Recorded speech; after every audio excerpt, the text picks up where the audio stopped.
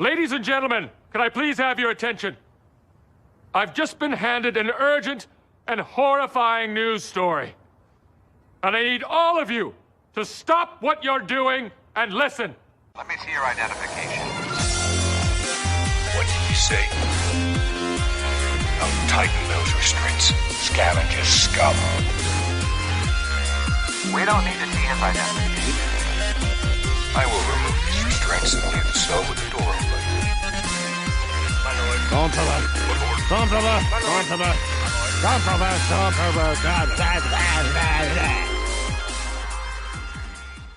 Hello and welcome to the Sidebar Cantina, the podcast where we talk about Star Wars, pop culture, Dave running late, or whatever the fuck we feel like talking about. I am Mr. Jason Roscom. With me, thankfully, the on time. Yes, thankfully, the Darth Vader to my Palpatine, Dave Martin. Hello, Dave. Hello, Jason. How you doing? It's the end of the fiscal year. Yeah. Which usually isn't that bad for me in particular, but yeah, it's just been absolute chaos. Okay. So sounds about right. Yeah, everything's on fire, and and this is fine. This is fine. This is fine. It's good stuff. So what are we talking about today, Dave? Well, I believe we're talking about the Uzak of 1999. Yes. So 999. we're gonna party like it's 1999. That's right, and we do have a little bit to talk about Prince-wise. But Yes. yeah, and just to let everyone know that this is the final music of that we're doing, because we already discussed this before. Doing any music after this, I think, is kind of I wouldn't call it pointless, but I'd say because like I was not plugged into music at all after like about this time. Like I was completely done from here on out. So, Right. yeah, the 2000s. I don't know if you'd get very good content. No, I mean, honestly, we would just be sniffing out things that we liked. Yeah. But there's not to say that we won't come back to Sure. something later. But Yeah, and we'll always do music episodes, but this is a culmination of a couple of years now. When do you think we started the music of 1990? Oh God, I don't. Yeah, it was at least a couple of years ago. I want to say Easily. I mean, when did this Sidebar Cantina brand start? COVID, right? Yeah. Yeah, the summer of COVID, aka not Summer of Legends. The not Summer of Legends. Yeah. So we've been going for a while. So, but yeah, this is the last one of this series, we'll call it. And who knows what we're gonna do music wise moving forward. But we will always touch on music episodes. Are you okay? Why? What? Why do I feel like this is like on me? Kind of is. Is it usually? I don't know. That doesn't look right either. Just cut the thing. Is that what you're going to do? Maybe. All right. Anyway, so as you all know, because we talked about this last episode, we're doing every other week for a while, as far as doing the show, because just for mental health reasons. Right. And I think it's working so far, honestly. Like I came into today ready to roll. I got the notes done early. I got the live stream all set up early. Yeah. I was like excited to get this done. So and then Dave was late. yeah. So we didn't get to do our usual hour of pre-show banter Right. before Sad face. before we went live. But Dave's got a lot of shit going on. Yeah. Now that being said, one of the things that I had suggested when we were all talking about this, Yumi, Luna Girl, Kristen, about going to every other week, and I had originally wanted to just like turn our Patreon off completely, because I kind of felt bad not taking money from people when we're not even doing a weekly episode at this point. Mhm. But I was overruled. So now, that being said, I would have no issue if anybody wanted to stop their contributions while we're not recording every week. It's it's your money. You do with it what you wish, and we appreciate everything that you guys have done for us so far. Like, you're the reason why we have these nice mics and the nice mixer and all of that. So you guys are awesome. You're the best. You made all this happen for us. So thank you. Yes. That being said, we would also not be upset if you felt the need to lower your contribution or completely take it away, as we're not delivering the way we should. We good? What he said. All right. So that being said, I will jump into our Patreon. There you go. We would love to give a huge shout out to all of our current patrons: Frank Kalevich, Don Solsky, Helen Martin, Shotgun Mark, Nick from Sweet Studios, Scott and Kim from Use and Abuse, Catherine Rennick, Tina Land, Frederick Martin, Wally Frogmore, Oh, wait, I got something for this. Okay.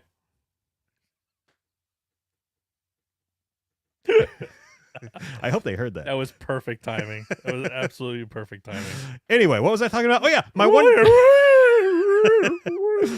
wonderful mother-in-law, Patricia Goodstein, Lord Helmet Fire, The Orange and Fett Show, Carly Vickers, David Schmuck, Santal from Pop My Culture, Santal, Kristen Roscom, Sterling Asia, our good friend John, Dragon Buddy, and Nicholas Schaefer. Again, you know where to find us. We're at patreon.com/thesidebarcantina. Again, do whatever you guys feel is right as far as supporting us or not. We still love you either way.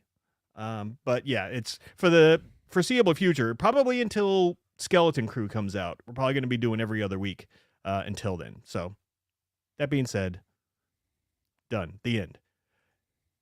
Now, do you have some sidebar notes for us? Yes. I hope so, because Kelly said they were done already. Deadline for our Sidebar Cantina mixtape 1999 playlist on Spotify has been extended. Hooray. Yeah, nice. Luna Girl is continuing, or no, words are hard today. Luna Girl is going to continue taking song requests over the next week on the socials, so creep into our Sidebar DMs.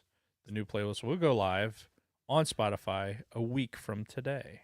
All right, great, man. Also, shout out to our Fantasy Football Sidebar Survival League Round 1 winner, Darth Jar Jar's Junk. All right. Round 2 is about to start. Maybe I can get in on that? Yeah. Or is it? Absolutely. Okay, it's not closed? No. Okay. No, cool.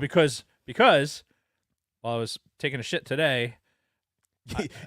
Why? You could have just said while I was distracted today, or while I was going for a walk today. The only time I have like any like spare moments is usually while I'm taking a shit. Okay. All right. Because otherwise, it just like there's just been too much going on. I suppose. So when I had, yes, I suppose. I was thinking about this thing, and it like football has been so fucked these first few weeks. Yeah. That everyone was eliminated except for Darth Jar Jar's Junk. Yeah. Who, rightfully so, he won based on our 2-strike rule. Of course, man. So I made another survival league. Okay. And called it round 2. So sweet. All right. Same rules apply. There's a link. Luna Girl has a link, and she is socializing that link. And she sells seashells by the seashore. Yes. Yeah. So stay tuned for more details on that. It'll be out in the socials. The link for that. Come join us to see how poorly we can select football winners from. Oh my God, it's just been. At least your team won this weekend. Yeah, thank God. Like after that loss last week. But they're still... Well, first of all, these fucking refs, I swear to God, they called like 3 fucking calls on the Niners that were not penalties at all. And, oh, God. Like they would have beaten the shit out of them even more had they not been fucking... I don't know what's up with the refs. They've been sucking a lot over the last couple of years. Yeah, it's... I can't... It has not been good. But I can't blame the refs for the Eagles being bad. They just... Oh, yeah. They suck. Jalen Hurts sucks. Does he? Yeah, he's terrible. I saw that meme today about the, let's check in on the Eagles game, and it's total yards, 255-0. Yeah, and that's not an exaggeration. Yeah. That- No, that was actually a screenshot, That's allegedly. that's actually happened. Mm. My football team. Well, I mean, you got the same record as mine, so right? Hooray. You're 2-2, right? Yes. Plenty of time to recover. Right. We're not going to hit the panic button yet. No, it's I've not only have I hit the panic button, but I've grabbed the ejection handles and I'm fucking ready to get under canopy. Yeah. All right. Just watch that canopy. It's a doozy. So, no real news or anything going on. So I figured we'd roll right into our weeks. I do have new Black Series figures, but I'm not going to show them today. I'll wait until our next Star Wars episode, which is in 2 weeks. So, really for me, I know I went on that long spiel last time about my mental health and everything. Well, first of all, before I saw my psychiatrist, I had a really bad incident at work. Like I fucking snapped. Like I'm throwing shit. It was bad. They almost put me on a 2-week it's not like a suspension or anything, but not even a leave of absence. What's the other thing where you can hiatus? No, the thing where you can take mental health days.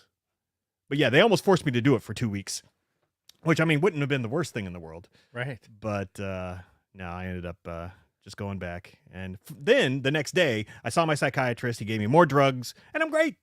After a few days, it took a couple days for it to. Unfortunately, that shit doesn't work very quickly. Yeah. I'm jealous. I could use well, medication adjustment myself. Yeah, well, I mean, it's just I figure it's only a matter of time until I start feeling shitty again. Then he'll be like, "Okay, here's a 5th drug for you to take to keep your mind in order." Hey, better living through science. I'm all for it. I guess, man. It's like, at what point is enough enough, and then I should just accept the fact that I'm fucked. No, just keep adding. Just keep adding pills. I mean, I have more pills. So many pills. All the pills. All right, fair enough. And I mean, besides that, I've just been going non-fucking stop lately. For some reason, I get motivated to wake up this weekend, Saturday and Sunday. Saturday, I think I was up at 5. Sunday, I think I was up at 6. And after a little bit of coffee and a little bit of wind-up time, I'm just bouncing around, doing shit for work. And nice. Yeah, so it's been, or not work, for the house. Because we got all kinds of shit we got to get cleaned up in the house. And we're finally starting to knock some of this stuff out. So speaking of knocking things out, I don't know if you ever have actually seen it, but in our backyard, there's a sliding glass door that goes into our bedroom. And we've hated that thing since the day we moved in. Plus, it's not really that stable. Okay. So we're finally having somebody come out tomorrow to pull that out and just put a wall there with 2 windows. Nice. Yeah. So that's the first big project like that we're doing. Nice. And that'll probably make it way better in the wintertime too. Yes, because the insulation in there is shit. Yeah. So anyway, but yeah, that's all I've been doing, man. I've just been getting up, fucking just keeping myself busy and crashing hard every night. Awesome. Yeah. It's a good place to be. I like it. But that's really it for me, man. Nothing else really exciting going on in my life. Yeah, I'm in the same boat.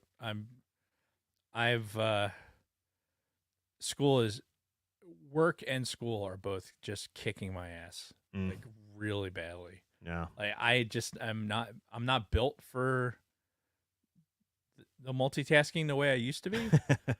I recall somebody warning him before he ever started this master's program that he might want to be careful. I'm pretty sure I said that to someone. You wouldn't be the only one.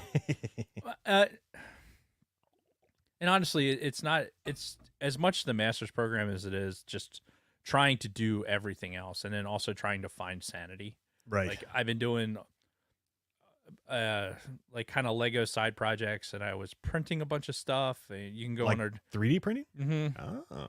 Yeah, in fact, I should have put it in the notes, and I just thought about it just now. But the 3D printed. Well, I drew. I went into the CAD program, drew out some brackets for the microfighters. Mm-hmm. I talked to last episode about the microfighter design A little bit. So I have all these microfighters. Yeah. That I'm I need to display these. Yeah, because one of them was the Mandalorian and Grogu in the ship, which I mentioned that I had that one as well. So yeah, those ones. So now I wanted to display them on the side of the shelf, and and it doesn't, I didn't want to have a huge like thing sticking out, so I basically designed a little bracket and then craggled a little brick onto the end of it. The craggle. The craggle. And yeah, so now I have like, I can print these brackets out.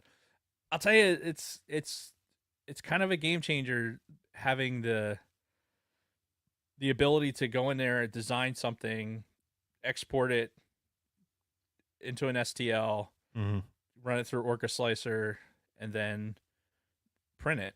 Oh, I believe it. And it's like, oh, okay, shit. And some stuff will work. Sometimes some stuff hasn't. Like, when I started this, I was like, all right, I'm going to make a shelf, and I had like this tapered shelf that I was going to do, and so it could sit on a shelf. Uh-huh. The fidelity of my printer isn't such that it's going to be able to do that. Like, it just isn't. Like, the bed temperatures and shit like that, blah blah blah. But with this, it's a small bracket. It's like this big. Sure. My penis so smooth. And it takes about 52 minutes to print. And I've printed like a dozen of them now. So all right, very good. Yeah, so that I've been like on the side, I've been like doing little Lego projects just for my own sanity. Yeah. But yeah, I'm having such a tough time just focusing on the schoolwork. That's not good. And especially at that level. Yeah, you can't. I'm like, I had a paper due last night that I couldn't get done. I was up till almost 3 a.m. Holy fuck. Yeah, but my time of useful consciousness was long since past. Like, so I didn't get anything meaningful done. Right. I stayed up that late and it wasn't worth it. So I don't know. It's one of those things where once the semester's over, I'm going to get SOS completed, and then I'll, be more deliberate in doing one thing at a time. But yeah, it's. I think there's a lot of stress underneath all of it. That kind of makes it harder. Yeah, I would imagine. Yeah. So, yeah, it's definitely a challenge. It's the physical challenge of being at an age where you can't do that shit. Well, not just being at that age, but just being Dave. Being Dave sounds painful. Physically. The worst part is I don't feel like it was that long ago that I could do this stuff. Yeah. I could manage all this. And now I feel like I can't. There's some layer there that you're just like, okay. Yeah, maybe it's as we're getting close to 50, Yeah. Yeah, well, I mean, we're rolling into October. I'm turning 49 in October. Fuck. Yeah. So I'm like 1 year away from that, like that giant step. Ugh. So it's like, oh my god, oh my god, that's the worst ever. The sacred Jedi. Yes, indeed. So yeah, it's a challenge. Trying. I just need to get through. The next couple of work days so that I can get finished this week of school. This is the last week of the semester. Yeah. So I have 2 papers that I need to get in. Yeah. And a discussion board.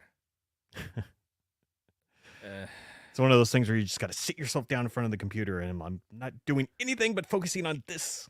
Which is fine for about 40 minutes. Yeah. And then I can't anymore. Like, my brain just isn't like, it's just wandering. I can't even do that with fun stuff anymore, like video games and whatnot. Yeah. Yeah. I mean, I do have one more thing. It's kind of cool. Kind of cute. Oh, that's what I forgot. South Park? No, when I opened up the windows, I didn't bring up a window for YouTube on my desktop. Well, in your defense, you got here, 7 minutes before we went live. Not even. It was let's see. Now, here, check this thing out. All right, we got a coin. Total solar eclipse. Oh, 20. Oh, it's an eclipse coin. Yeah. And it shows the path through the United States. Yeah, Vickers. And then I'm assuming, what the hell is? I'm assuming that's the moon then. Yeah. On the other side. So it's like it's a Yeah, realistic moon face. Yeah, let me see if I can actually get it on the stream here. Oh god, that's gonna be a. Oh, yep, there it is. So you can see the path of totality there. Yeah. And then the other side is the moon, which just looks like a jumble of crap. That's cool though. Where'd you get it? So Vickers found it. It's the Shire mint, I think. So he had bought one, and then I said I would also like to buy one. So I had him buy me one also. Yeah. Because it's one of those events. But yeah, I really like he got me a coin of just the moon. Oh. Of this. And you know what? It was like another eclipse coin though? No. Oh. It's just the. Check this out. How many moon coins exist out there? It's the same company. Okay.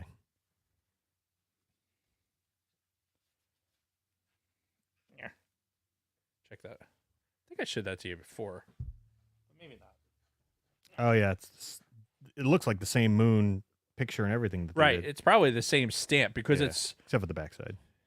right because the backside is the backside of the moon. Yeah, I don't know if you guys can see that or not, But yeah, it is the whole coin is the moon. Yeah, There's no letters or anything on it. It is a realistic map of the moon. I mean, that's what the moon looks like. Yeah.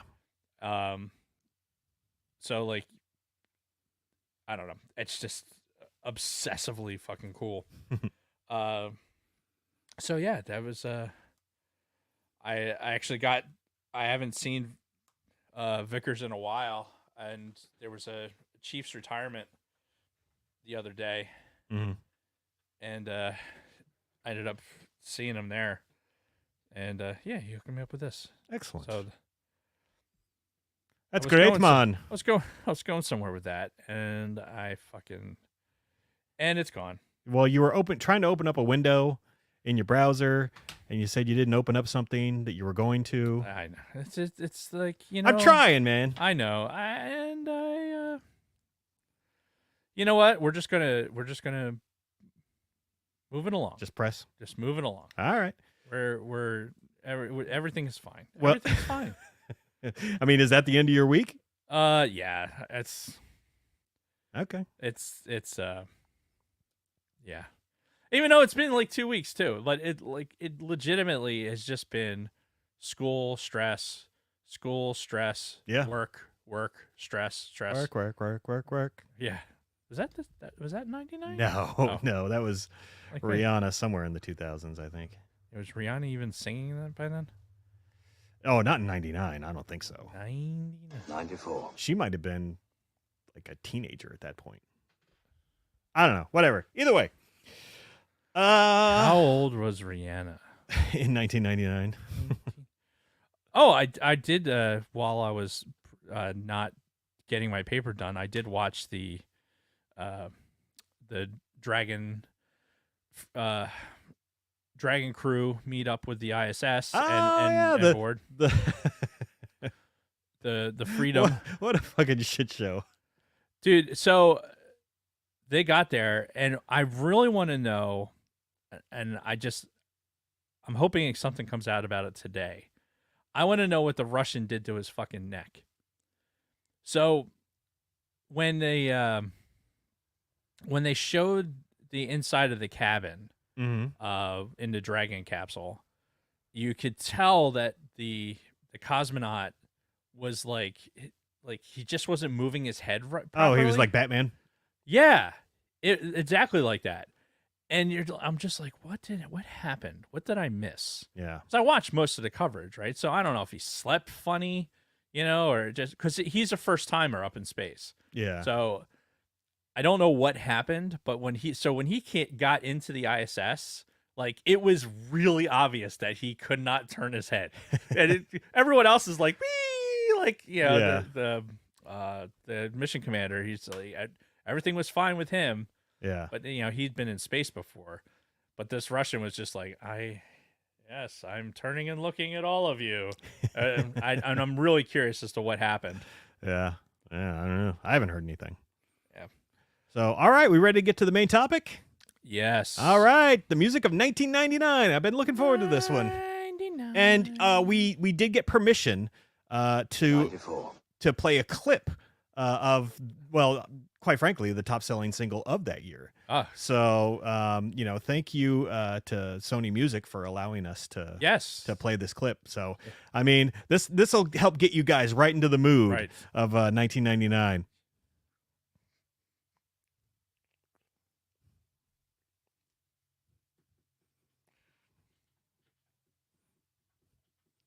God, such a good song. Jedi.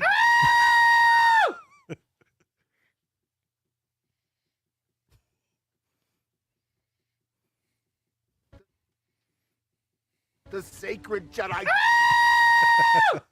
What a song, right? Anyway, no, I just wanted to play that just to kind of set the stage for what we're talking about. That's silence. Oh, they couldn't hear it? They couldn't hear it. Fuck. Oh no. Oh, that's the worst. Now we just look like fucking idiots, like bobbing our heads, like, yeah. God damn it! I thought that we had fixed that to where they could hear if I played something on YouTube. God damn it, Reggie Ray. That was fucking awesome. It made it even better. I know. God. All right, hold on. Sacred Jedi. So anyway, before we move on, I'm gonna paste this in the chat. So this was the clip. I just posted it in the chat to a YouTube video. That's what we were listening to. That's what we were kind of getting into the flow of 99. So if you want to check that out, go for it. So, all right.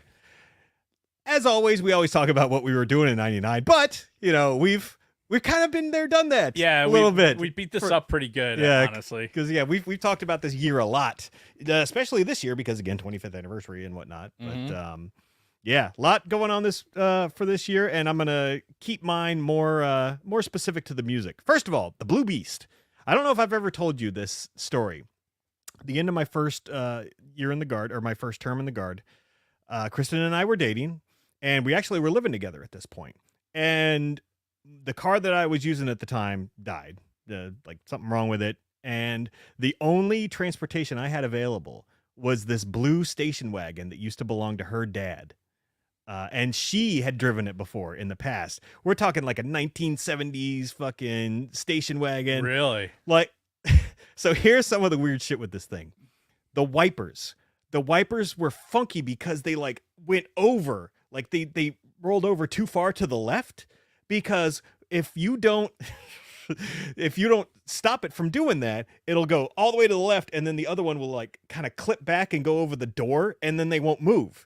So what I had to do during the rain when I had to drive this thing was roll down my window, and literally roll down my window and stick my hand right there the whole time I was driving, so it would whack my hand and not go over the edge. And not go over the edge. Oh, that's brilliant. So, yeah, this is what I was driving. And that said vehicle, the reason why this relates to the music is all I had was a radio. No cassette player, no DVD player, just a radio. So I was limited to the shit that was on, the radio at the time. Radio, yeah. Right, which fuck PST, because that was one of the only channels I could get on that goddamn thing. Really? And in 99, the only thing PST played was Britney Spears, NSYNC, Backstreet Boys, Christina Aguilera. Maybe some Jennifer Lopez in there. But that's it. Yeah. Well, because this was the first year of her debut album. That's right. Yeah, so she got into the music industry. But so all I could listen to was PST, and it was the same fucking shit. I hated the fucking boy bands. Play that same song. Yeah, no, fucking, oh God. And that just kind of shows you the state of radio at the time, because they really just took these fucking poppy hits and they just fucking played them over and over. Yeah. And I guess these fucking kids who were teenagers at the time liked the shit, because, those boy bands ended up, being pretty popular. Yeah, they had a pretty good run. Yeah, I think a couple of them are still doing stuff today. Yeah. Yeah. So Sadly, but yes. yeah. So that's the Blue Beast story for you. The parodies, because I was stuck in the Blue Beast listening to the same shit over and over again, I ended up making a lot of parodies of the songs from this year that I still remember to this day. So as we're going through songs, you might hear me going, "Oh, save tonight, fight the crack of ass, so tomorrow I'll have an ass." Good. That's the shit that's going through my head as I'm like driving this blue fucking beast back and forth to work, raining on me as I have to crack the window to hold this fucking. Probably had some sort of exhaust leak, so you're probably getting slowly getting high while you're in there from oxygen deprivation. Oh god, yeah, it was the worst. I wonder if that vehicle's still alive. Either way, so you might hear some of my parodies as we go this along the way, and then the expectation versus reality. So I've been playing this up quite a bit, like the whole Music of '99 stuff, and. I've been ready for this, can't wait. And then I start playing some playlists and I'm like, what the fuck? All these songs suck. Yeah. I can say I have quite a few written down. Yeah. Right. But there's only a couple that I'm like, yes, I'm still down with listening to. Yeah.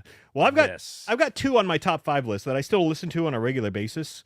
But I was able to make this list. I also made a bottom 5 list because there are some of my most all-time hated songs that came out of this year. I like it. Now, of course, we all know what Jason's number 1 is still, right?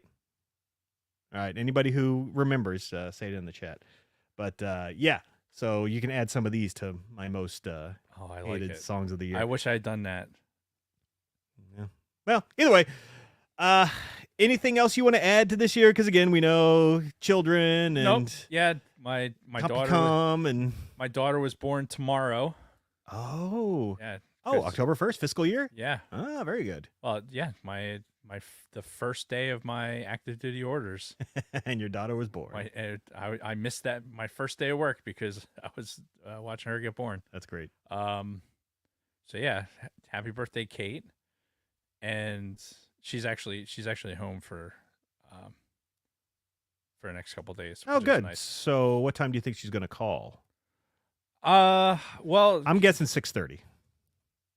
Ironically, I think she's in Philly, and they're taking the train. So, okay, partying it up with their friends. Actually, her and her guy were they spent the night in Philly last night. Okay, and they survived. Yeah, right, yeah. Look, good. as long as you don't involve yourself with some of the drag racing and the other I saw that streetcar shit that's going on in the middle of fucking yeah, and right by fucking City Hall.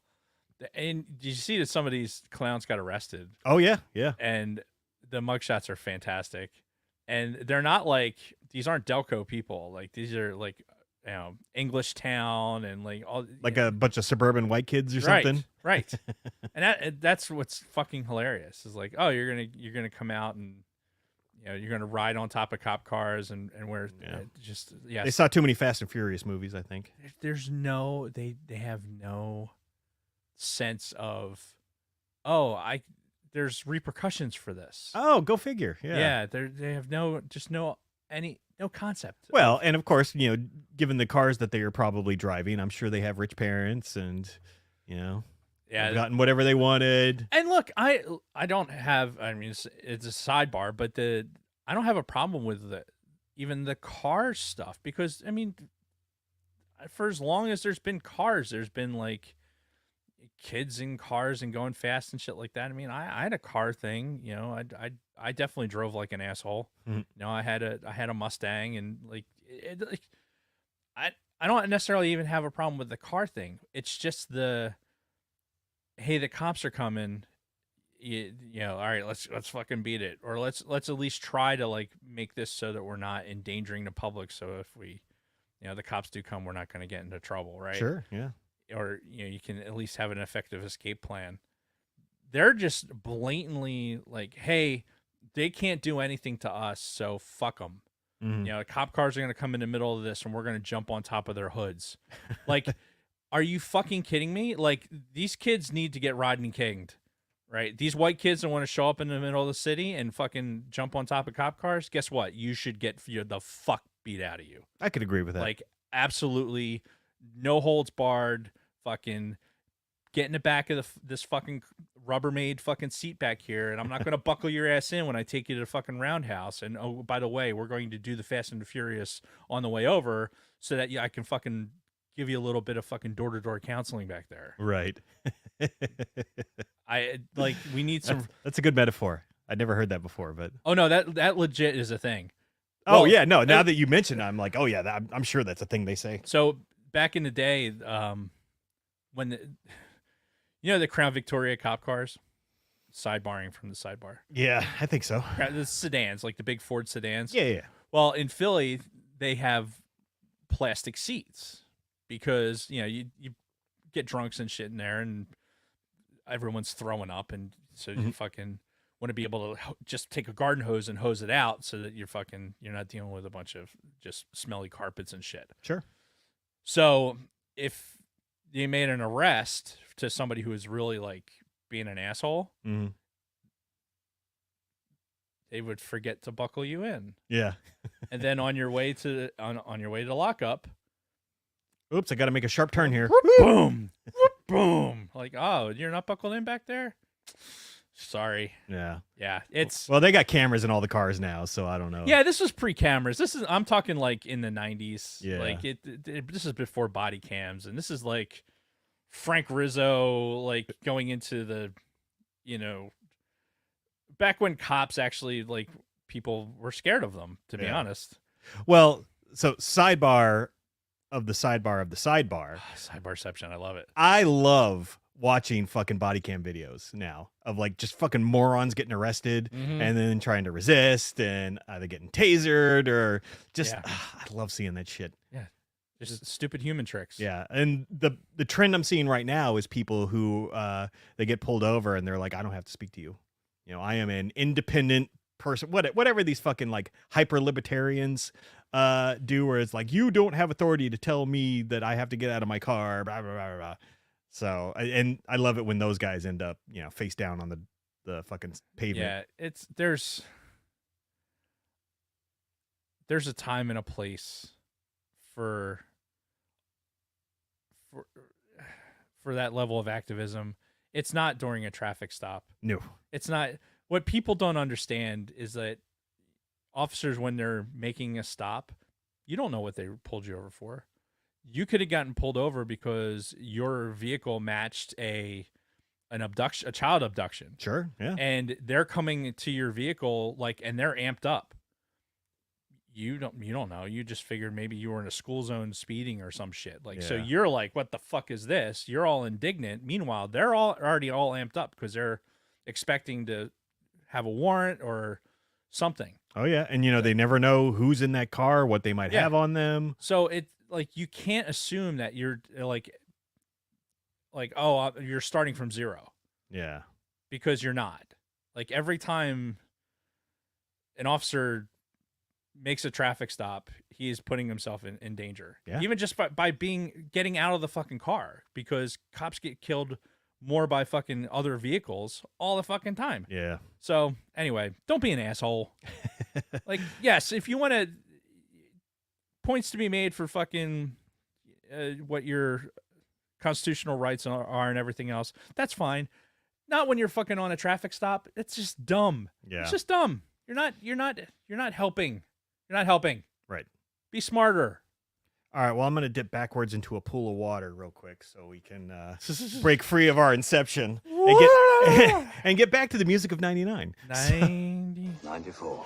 So you were done with anything 99 related, right? I Personal guess. stuff. I don't know. Okay. Sure. So I figured we'd start with some events to get us started. And my first note here was Jennifer Lopez begins her music career.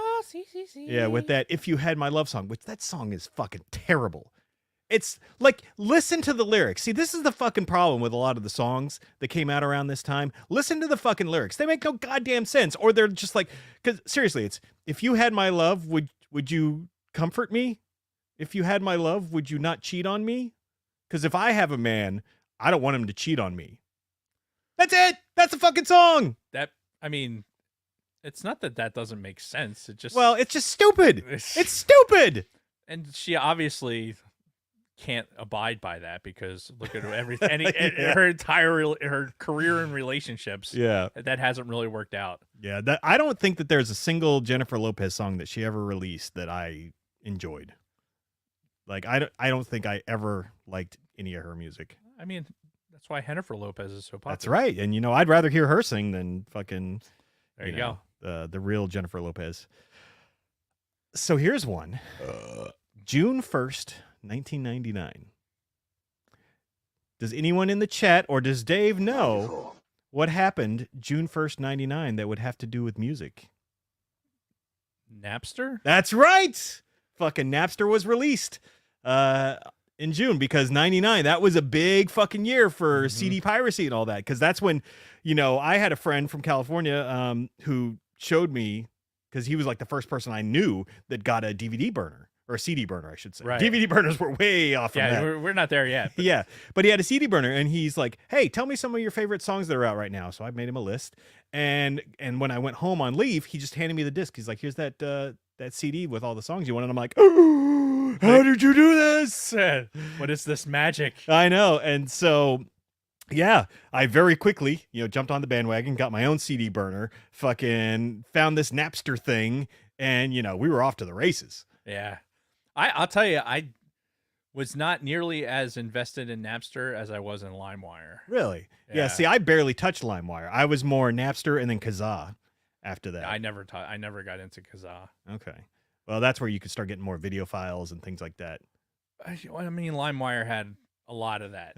I can tell you that when I was in the computer, like doing the computer thing for CompuCom, I think the software engineers there were like more directive towards LimeWire than Napster. I don't know. All I heard was LimeWire had shitloads of viruses in it. Maybe that was to keep other people off of it. I don't know. Like I said, all the nerds, like again, we talk about the stratification of nerddom at CompuCom. All the upper level nerds, the like Gandalf of nerds, they were like, oh yeah, you want to be. These are the pirate places that you want to go. Right. Okay. Yeah. But yeah, no, this started a trend, of us. This Napster is why we now have the fucking entire library of, popular music on our goddamn iPhones. Yeah. Because this is what started the digital push for music. Because if that doesn't happen, then do we get to where we are today? Like, no, I think absolutely not. Eventually, I think it would, just because I think storage capacities and things like that eventually get there. Yeah, but I think with the music industry, it would have been different. Well, here's how I look at it. So you have things like the iPod, right? Right. So iPod comes out in what, 2001? Yeah, early 2000s. Something like that. Yeah. So when you first had those iPods, you had a file format where you couldn't really hold a lot of music on it because the music files were still fairly analog. Yeah, and they were Apple's proprietary files, right? Not initially. They weren't MP3s. Not initially. No, it was they weren't AACs yet. I forget. Anyway, I still probably have some on a fucking. I still have. Oh yeah. iPods and my original iPhone and shit. Oh yeah, I've still got songs that I downloaded in 1999 in my library of music. Yeah, I have. We should when the iPhone anniversary comes out. That's when we should do like the history of the iPhone. Oh, that would be cool. We'll have to do some digging on that. Yeah, but I feel like when Napster forces the issue, right? Yes, because obviously it's illegal, right? So we're all illegally downloading all this music for free because of how licensing is and everything else, and the laws aren't really prepared for what we were doing because they were kind of like, you could digitize music, but nobody had the equipment at home to do shit like that. Well, and there was no motivation either because they were, this was a time where they were fucking colluding to keep CD prices high. Because I don't know if you remember in like the early 2000s, like all those like the Sam Goodies and all those, they got hit with like a major fucking thing from the government because they were all colluding to set prices for stuff. Yeah, I mean, fuck. I think in 1999, a CD was still like $18 or some shit. Oh yeah, yeah, and like this $18 in 1999 money. that's a lot. And the music industry was at a peak during this time. They kept rising and rising during the 90s, and like this was kind of like a sort of a warning to them, like, hey, if you don't get your shit together, then these Napsters and whatnot are going to fuck you out of all of this money, all of these profits. And they had to adjust quicker, like you said, because of this. Had this not happened, I think they would have tried to keep the physical media going for as long as they could. I think they would have fought the iPod. Yeah. But thanks to Napster, they had to embrace that. And that's probably why Apple, and I know there's like other fucking Spotify's and whatnot, but I mean, Apple has damn near any piece of music you would ever want to listen to from your lifetime or some lifetimes before. Yeah, I think that the iPod itself, if this doesn't happen, the iPod, we skip the iPods that are just fucking hard drives that we're carrying around. Because that's fucking like those 10-pound fucking. Yeah, they had like platters in them. They weren't like they weren't RAM based, right? So as soon as you got to like an SSD type memory, where you could store something and you don't have to worry about jiggling it around and you're gonna corrupt it. Yeah, that's where the digital music should have taken over, because that's when you could say, okay, now you can go jogging with it. Right. Now I don't have my, the AA batteries in my CD player as I try and go run with it, and it's in the fucking whatever they call it. What did they used to call it? Like the clip that you would put your but it had the so when it would bounce. Oh, like a shock absorber kind of thing. And it would, I guess it would try and cue like that music, so it wouldn't like so if it did skip, it would bypass it. It never worked. Yeah, it never worked. I never tried to run with a CD player, like with a Walkman or anything. Well, I had shitty cars, and I would mount these things onto the fucking have Velcro will travel, and I fucking would Velcro the shit to the fucking inside of the car. Yeah, and when you have a shit wagon that has crappy suspension. Yeah, it's or windshield wipers that you have to. They're trying to jump out of the fucking vehicle. Yeah, anti-skip. Yes, thank you, Isaac. Words are hard. Give me a break. Yeah, but I mean, either way, this Napster launch changed so much, and the effects you didn't see immediately. But again, the reason why we have things the way that we do now is because of this, or at least it was started with this. $18 in 1999. It's $34 today. God damn. Yeah. It was an expensive ass CD. Mm-hmm. And I was still buying some back then. But now I'm also realizing why I was so broke back then. Well, all makes sense. I think as late as 99, I might have still been doing the Columbia House. Yeah. I think that might have been the last time I did that, was at some point, maybe early in 99. Yeah, I think it was still around then. Yeah, because I remember getting like the Savage Garden CD and Natalie Imbruglia. Because otherwise, why would you have gotten Natalie Imbruglia? Well, Kristen really liked her. But all right, that's fair. Yeah, that's fair. So anyway, yeah, we can't overstate like the importance of Napster for us, because that was like the people kind of fighting back, and in the long run, we won. This is a great point Dragon Buddy is making. Okay. All right. So Dragon Buddy says, listen, why is Gen X angry all the time? LP to cassette to CD, and now I need a subscription to listen to the same songs. And you know what? He's got a point, because that's one of the reasons why I always joke that we're the greatest generation, because, we went from that analog to digital, and then a different digital, and then to... Yeah, the quasi-digital to the real digital. Yeah. And hello to the escape pod on the picket line. Oh yeah, fight the power. Yeah, I saw they were sleeping in tents. Yeah, there. Get your shit. Yep. Yeah, get paid. We're pulling for you. Yeah. So, Anyway, let's move on from Napster. No, it's a.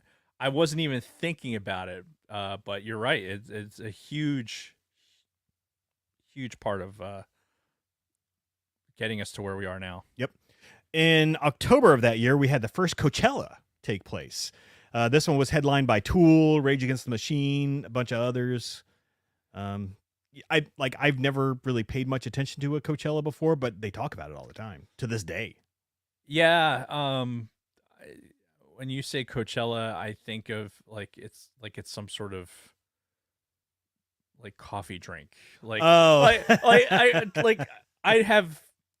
only have like a tangential idea of what Coachella is, just because you hear about. Well, yeah, because you compared to like Lollapalooza, Lilith Fair, all that kind of stuff. Lilith Fair. Yeah. Yeah. Lilith Fair. Is that the one that had all the females? Yeah. Yeah. Because Kristen went to that. Okay. I'm just saying. I'm surprised you went. Like a musical festival where they have multiple acts. Okay. And could have said Ozfest because I forgot Ozfest was a thing, quite frankly. So that's fine. Discman, yes. Do you remember when they tried to push the mini discs, like the mini CDs? I remember them coming out. Yeah. It was not something I was going to get. Well, and yeah, nobody adopted it, which is why it doesn't exist. Right. But anyway, moving on. So in November of that year, Gary Cherone leaves Van Halen, because as we've been going through this music of the 90s, we started the 90s with Sammy Hagar being the lead for Van Halen. Right. We went through the breakup, David Lee Roth coming back for a very brief period of time, Gary Cherone joining, releasing his shit album, and now to close out the decade, Gary Cherone to close out the millennia. Yeah. He fucking bounces. Right. Probably not by his own accord. Thank the maker. Yeah. But either way, they kicked his ass out, and that's what eventually led to the bigger reunions with David Lee Roth. I don't know if they ever really reunited with Sammy Hagar much. Maybe like one or two shows. No, because Sammy Hagar put out an album in '99. Oh, I didn't realize. Yeah. Yeah. So it didn't make my list, but he definitely did. Yeah. So, but yeah, that eventually led to them, getting back with Dave for a long period of time. And then I only put this in here because it's relevant today. Puff Daddy and fellow Raptor Shiny are arrested for weapons violations and other charges after a shooting in a Manhattan nightclub that leaves 3 people injured. That Puff Daddy, I don't know. He sounds like he might be trouble. Sounds like something might be a little off with that guy. Yeah.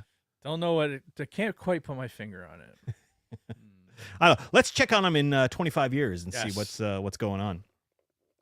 Anyway, that's really it that I had for like notable like news stories or whatever involving music in that year. Moving on, now I went to soundtracks that came out that year that had some relevance music-wise. And of course, we're going to talk about Star Wars. Yes. Episode 1. Absolutely. Phantom Menace. Yes.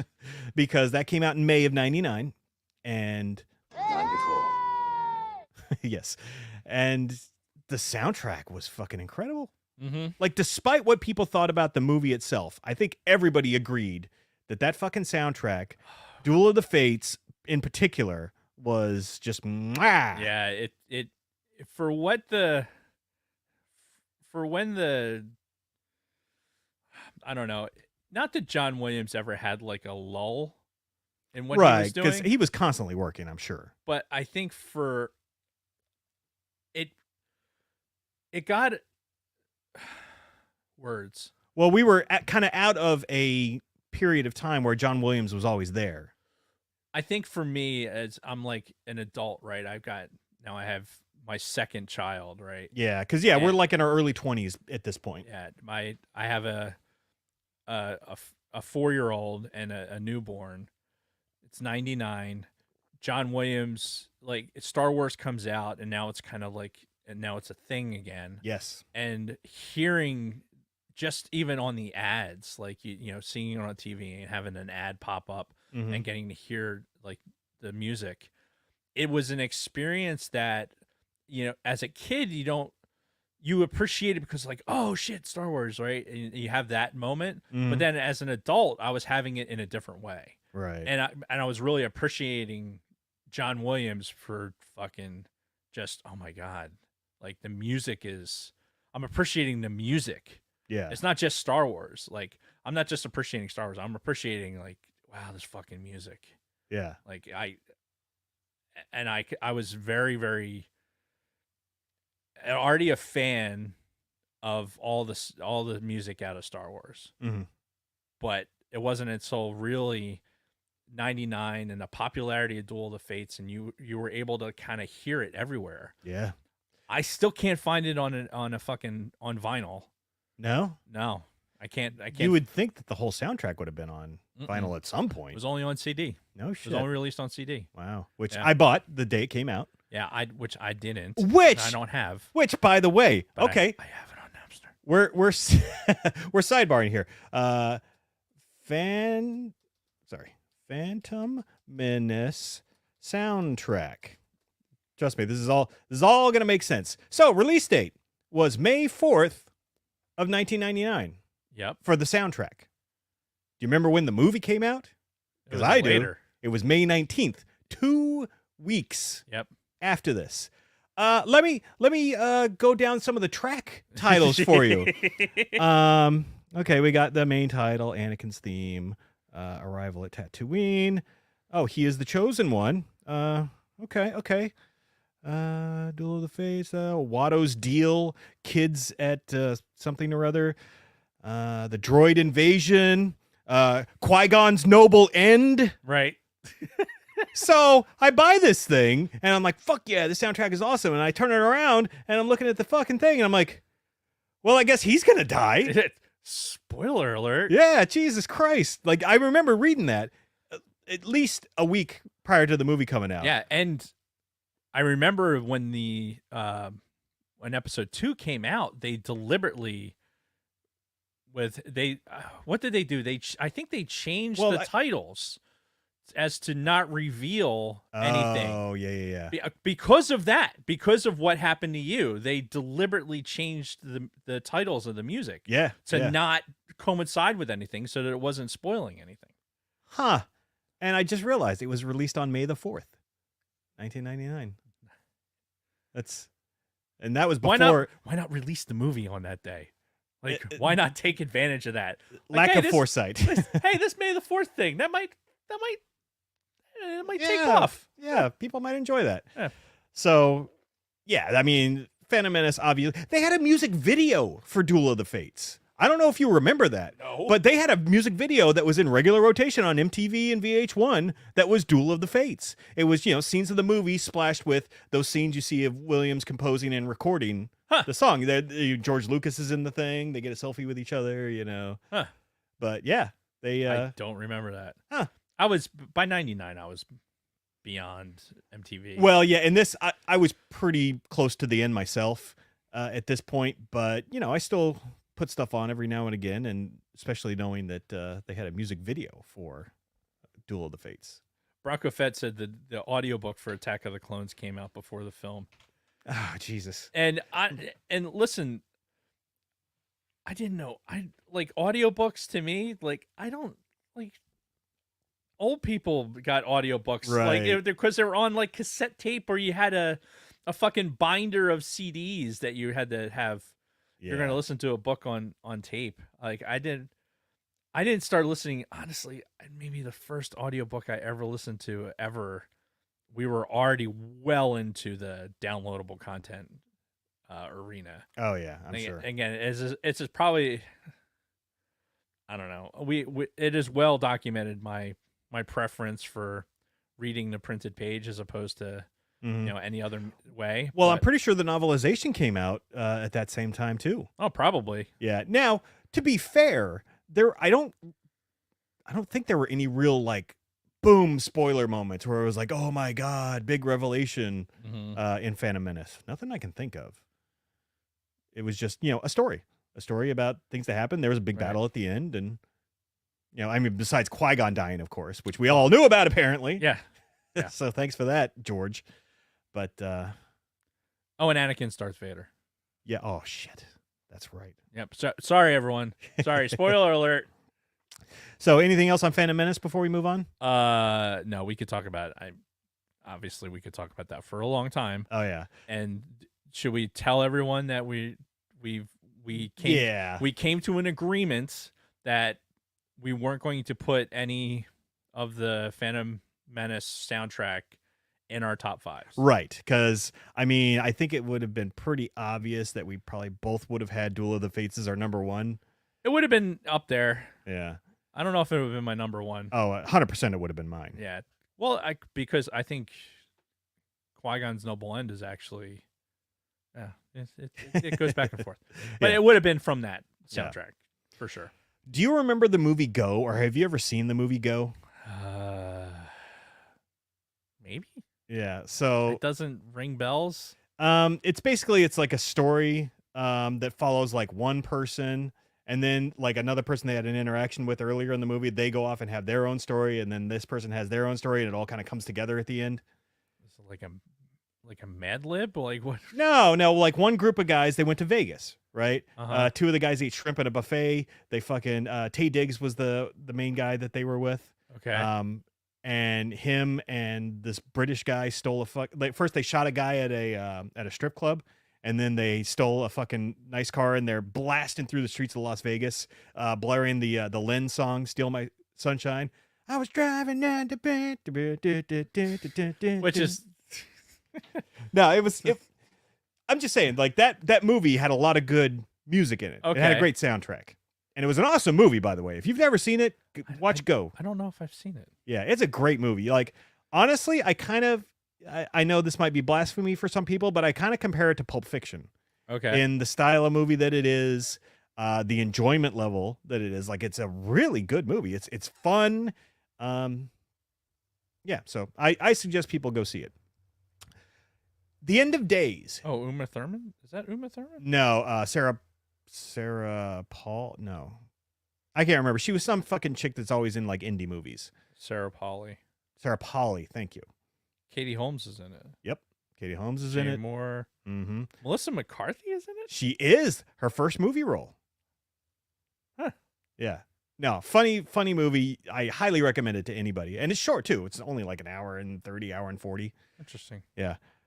So anyway, End of Days. Do you remember the movie Arnold Schwarzenegger, Devil? Yep. He's like trying to, which by the way, this was kind of a trend in the late 90s too, was all these like fucking devil and possession movies and shit. Sure. But, I mean, shit, we had all this, it was the millennium, right? The millennia. Yeah. You know, it was the end. It could potentially like, what's going to happen? Yeah. You know, airplanes are going to fall out of the sky. Y2K. We're yes. dead. Oh my God. Fucking Y2K. Yeah. So there was a song on this soundtrack that was by Guns N' Roses, and it was the cover of the Rolling Stones' "Sympathy for the Devil." And this was a point for Guns N' Roses, because I'm a huge Guns N' Roses fan, where the animosity in the group was at its peak, and right after this came out, they split up. Like Axl dumped everybody else in the group, and then that's when he tried to start his own band with all new members. And there's an interview with Slash regarding this song, and he's like, if you listen real close, you can essentially hear the sounds of us breaking up as you're listening to this song, because that was the last thing that they did together before they all just kind of burp. That's fucking hilarious. Yeah, because I think Slash was the first one to leave the group after that, and then it just snowballed from there. Another good soundtrack, South Park, Bigger, Longer, and Uncut, that we talked about last week. Yes. And some of those songs almost made my top 5. But at the end of the day, I'm like, no single song from that is powerful enough, I think, to make a top 5 list. I was very deliberate in not including Shut your fucking face, Uncle Fucker. You're a boner biting bastard, Uncle Fucker. I did not include soundtrack music Okay. in my top 5. That's UNCLE. Fuck you, Uncle Fucker. Suck my balls. I teed him up perfectly on that one. So obviously that was a good one. American Pie. American Pie came out in 99. Oh shit. Yeah, that had a fantastic soundtrack. But yeah. God, I almost kind of wish we'd covered that this year, just to see how it holds up today. I haven't watched American Pie in quite a while, Neither have I. and I saw the second one. I never saw the third one. There's a third one? Yeah, and then there was a reunion one too. So Yeah, no. So yeah, they've At had some point it's like the curse of the sequels, right? You know, it Yeah. just gets diluted to the point where it's like I can't. Yeah, I recall enjoying the second one, but I don't remember a whole lot about it. But I think I did see the second one. yeah, it's where they like rented a beach house Yeah. and they just had like a fucking big party. Yeah, the second one wasn't bad. No, I enjoyed it. Wasn't the first one. No, the first one was a fucking classic. Yeah. And it's so weird too, because again, we're getting into a sidebar here. Sorry guys. But I can't imagine what a teenager, like a young high school teenager today would think if they watched this fucking movie. Because it's like things are so different now. Yeah. It's so strange. Dude, I think we've talked about it before, like this level of connectivity but being disconnected. Right. It's just it makes it so much different. Yeah. Because you go do this thing with the beach house and they're not texting, they're not snapping, they're not like they're literally talking on walkie-talkies at one point in the movie. Right. So yeah, it just is it was a simpler time. Yeah. It's one of those times you kind of wish you could go back to a little bit. But it's unfortunately the shark has been jumped. Yeah. We're not going to get back there anytime soon, not without some sort of nuclear holocaust, and then, we don't necessarily need that. Yeah. So, we're just going to have to sit. Get off my lawn. Yeah. Like, Mystery Men. Did you ever see Mystery Men? that sounds familiar. That's the one with what's his name? Ben Stiller was the main guy. He was Mr. Furious. Whoa! But they weren't real superheroes. Right. Janine Garofalo, fucking Hank Azaria was the fork throwing guy. Yes. Great movie, and it had a good soundtrack too. And that's what the fucking hey now you're an all-star, get your game on, because they had a music video for that featured the cast of Mystery Men. Right. So I mean, Smash Mouth did put out an album this year also. Right. Not just the soundtrack. Oh yeah, no, I know. Movie. I'm just saying, okay. but that's one of the places where everybody like started hearing that song for the first time, and then they heard it again and again, all the and time. Hold on, wait, I have a clip. No, fuck, they can't hear it, can they? God damn it! All right, well, this is just gonna be for me and Dave then.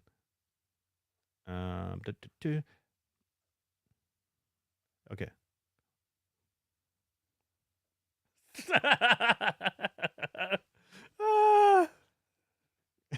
Okay, that's the well, you know what, I'm just gonna put the link in the chat again so you guys can hear it, but it's good shit.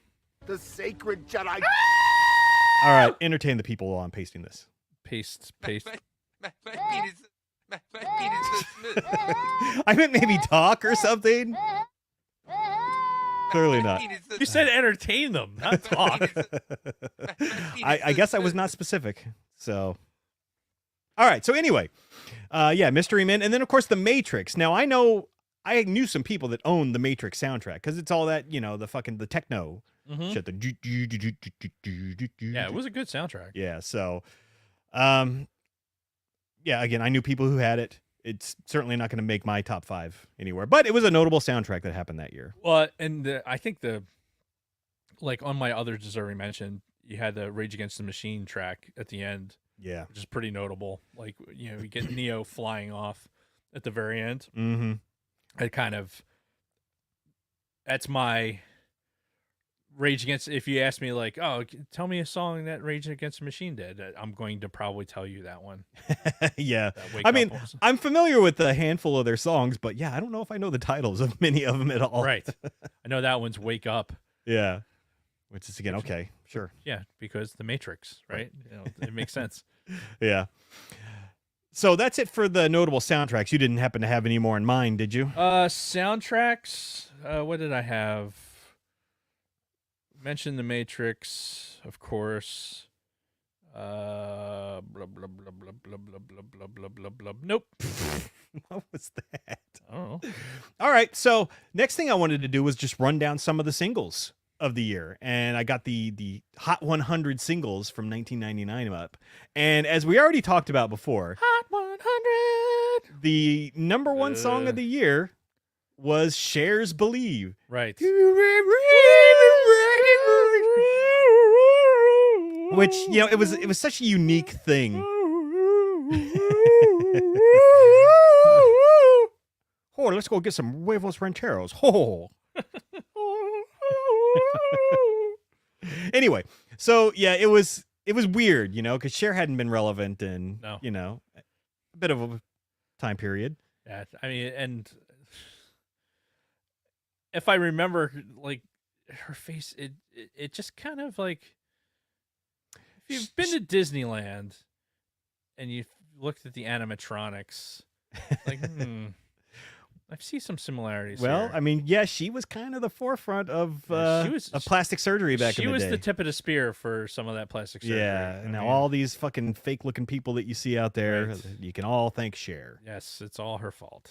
And God, I couldn't even imagine what she looks like now. Ugh. Probably the same. Yeah. Why would it look any different? Like, Age? it's gonna, what, plastic? Yeah, well, she just got to stretch it more. Just you know, plastics doesn't age. Okay. It's all Botoxed out. It's like, Yeah. Which, once again, ladies, I've said this many times.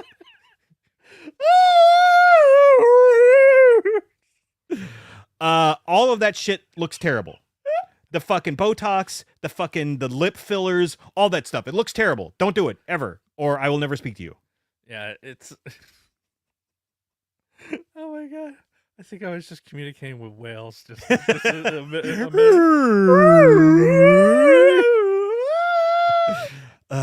Okay, so let's go over some more of these singles. So yeah, Cher's "Believe," very strange song to be the number one hit. Yeah, it's the millennium. It's the new millennium. Things are changing. The internet's here. It's a brand new world. Cher has the number one song that's going to close out the year for us. Right. It's like, okay. Yep. Yeah. This was also a big year for TLC. You know, they had a couple singles out, the No Scrubs, which, I mean, we all know my least favorite song of all time is their Waterfall song. So, this was not bad in comparison. Like, I wouldn't say I was a fan of any of their songs, but I mean, I don't want no scrubs. Yeah, there's worse songs. Yeah, it's a little catchy. Not my favorite stuff, but not nearly as bad. Apparently, as it was more than a little catchy because it was the number 2 song. Exactly. Yeah. So it was kind of big. It kind of had a following. Yeah, and I think it was maybe a year or so after this when what's her name died. Left Eye, or yeah. It wasn't too long after this, I don't think. Monica's "Angel of Mine." I hated that song. Angel of Mine. I heard it a lot on the radio. Until you eked out those words, I had no idea what the fuck that was. Yeah. I don't even know what "Heartbreak Hotel" is by Whitney Houston and Faith Evans. I don't know if I've ever even heard this song, yet it was the number 4 song of the year. Like, do you have any recollection of what that song is or how it goes? Nope. Yeah, me either. Should we make up some lyrics to it? Oh, hell yeah. Ready?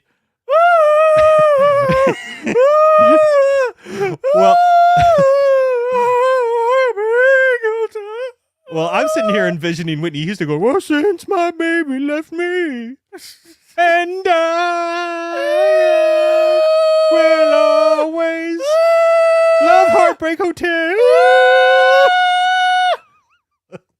All right, how many people have tuned out since we started doing that? Just broke. Everything's broken. You might recognize this next single. This gal, Britney Spears, started in 1999 with "Baby One More Time." Hit me, baby, one more time. Somebody hit her entirely too many times. Unfortunately, she's got CTE.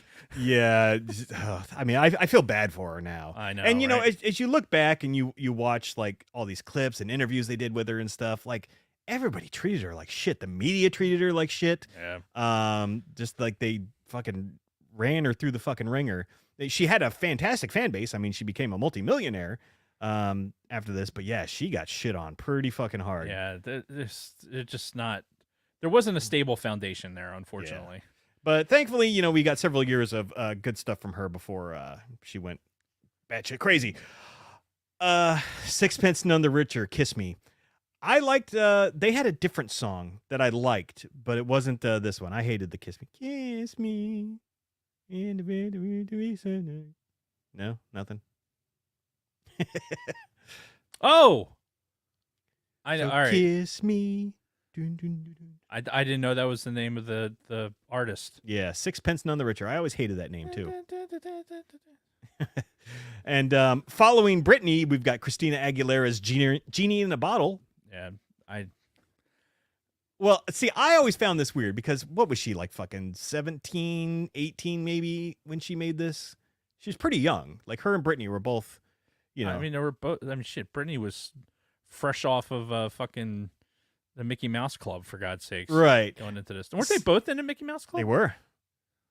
Yeah. So like, Christina Aguilera's rolling out with lyrics like, you know, if you want to get with me, you know, you got to rub me the right way first. I'm like, ooh, hello. You want to put it in my booty hole? she's basically saying, ask my mom first. she's basically saying, if you want to do this, we're getting some foreplay first. Right. You know, so you got to, you can't just shove it in. You got to lube it up first. Before you stick it. You got to rub it, rub it, and rub it, Yeah. and rub it, and rub it. Talk about annoying fucking songs. Sugar Ray's Every Morning. I don't know why Sugar Ray was a thing. This isn't the worst song. It's not the worst song. Trust me, I've got my worst songs. And this is not even in my top. Oh no, it is in my top 5. But yeah, it's because it was overplayed. yeah, Is why you know, I don't mind that song. it was never, you know, something that I enjoyed. I don't know what Deborah Cox Nobody's Supposed to Be Here is. I couldn't fucking tell you. I know the lyrics. Want to hear it? Here it goes. Well, but the next one though, we're living la vida loca.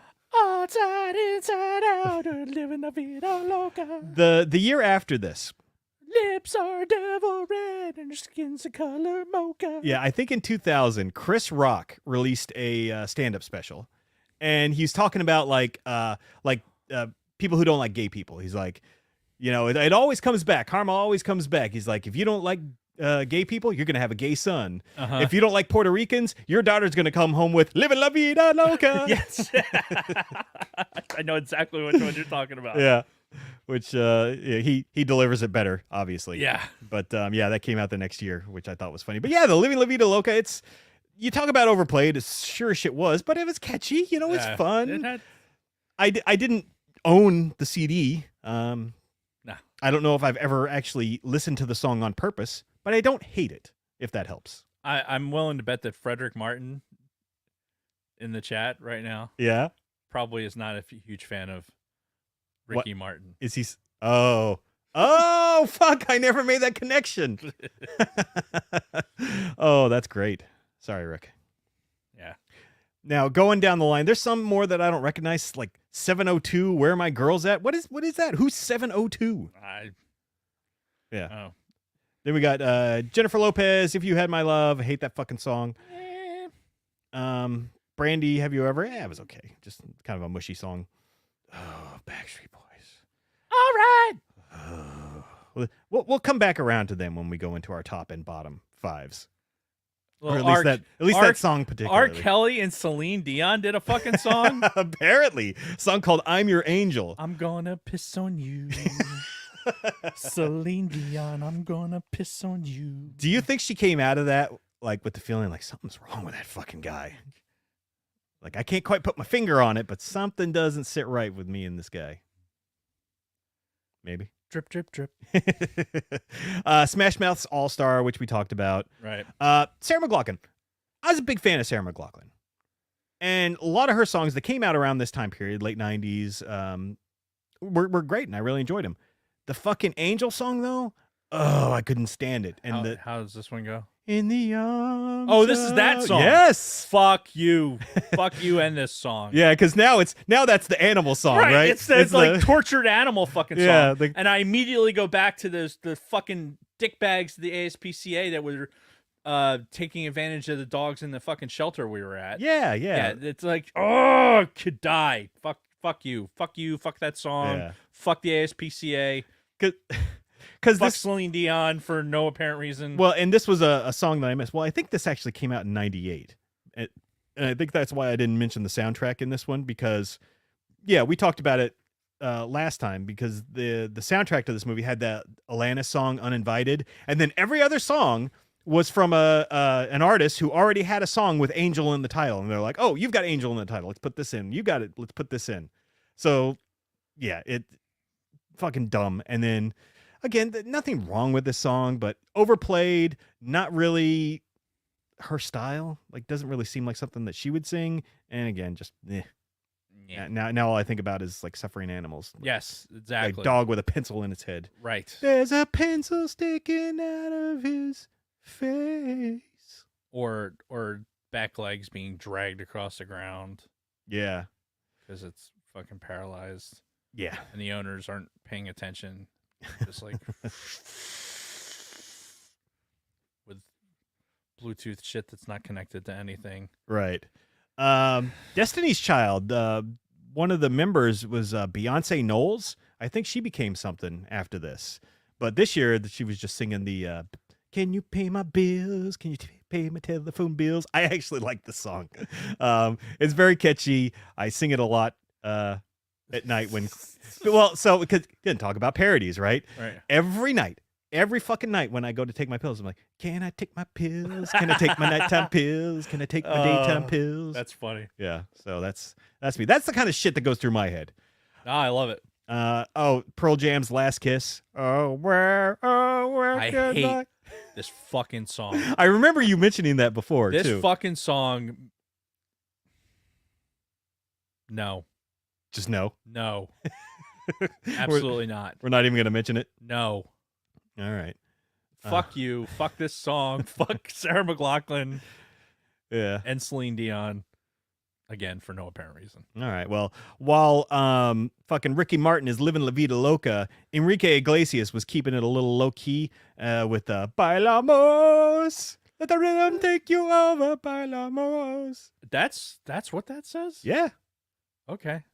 Did you think it was something else? I have no idea. Like, I never saw it written out like that before. Yeah.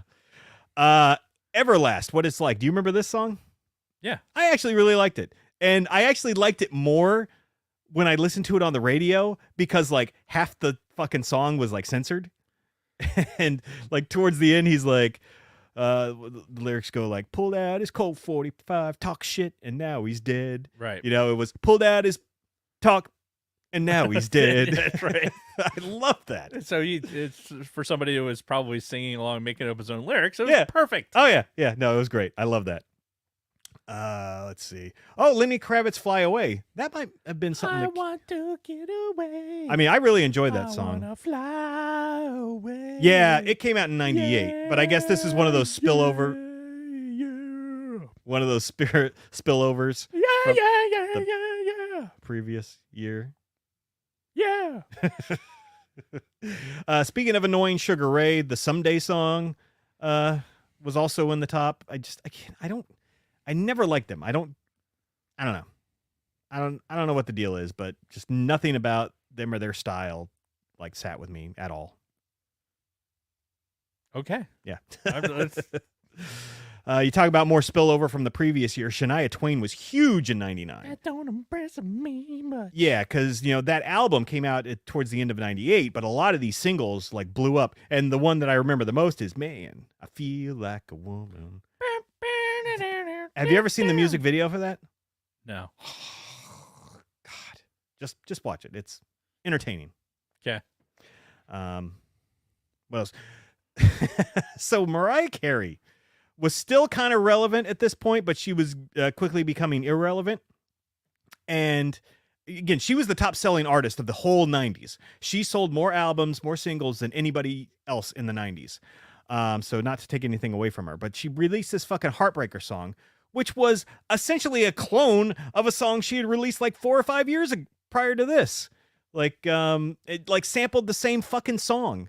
because she was a rapper now, so now she has to sample other songs, and like she sampled the same fucking thing like 2 albums after. Yeah.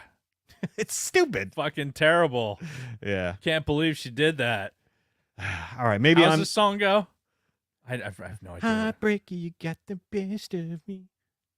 But it has that fucking riff that dun dun dun dun. The whatever. You'd recognize it if you heard it. I guess. Yeah. Oh. Should I even mention her? I'm pretty sure. Wait, how is she not in my bottom 5? Hang on. I gotta change something. Talk amongst yourselves. Oh, do I need to?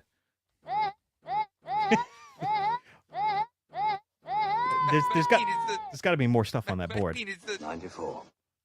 My penis is 94. My God. penis The, is sa- the sacred. Can you just one time? Jedi. Do it live! Just- 37. Jedi. Do it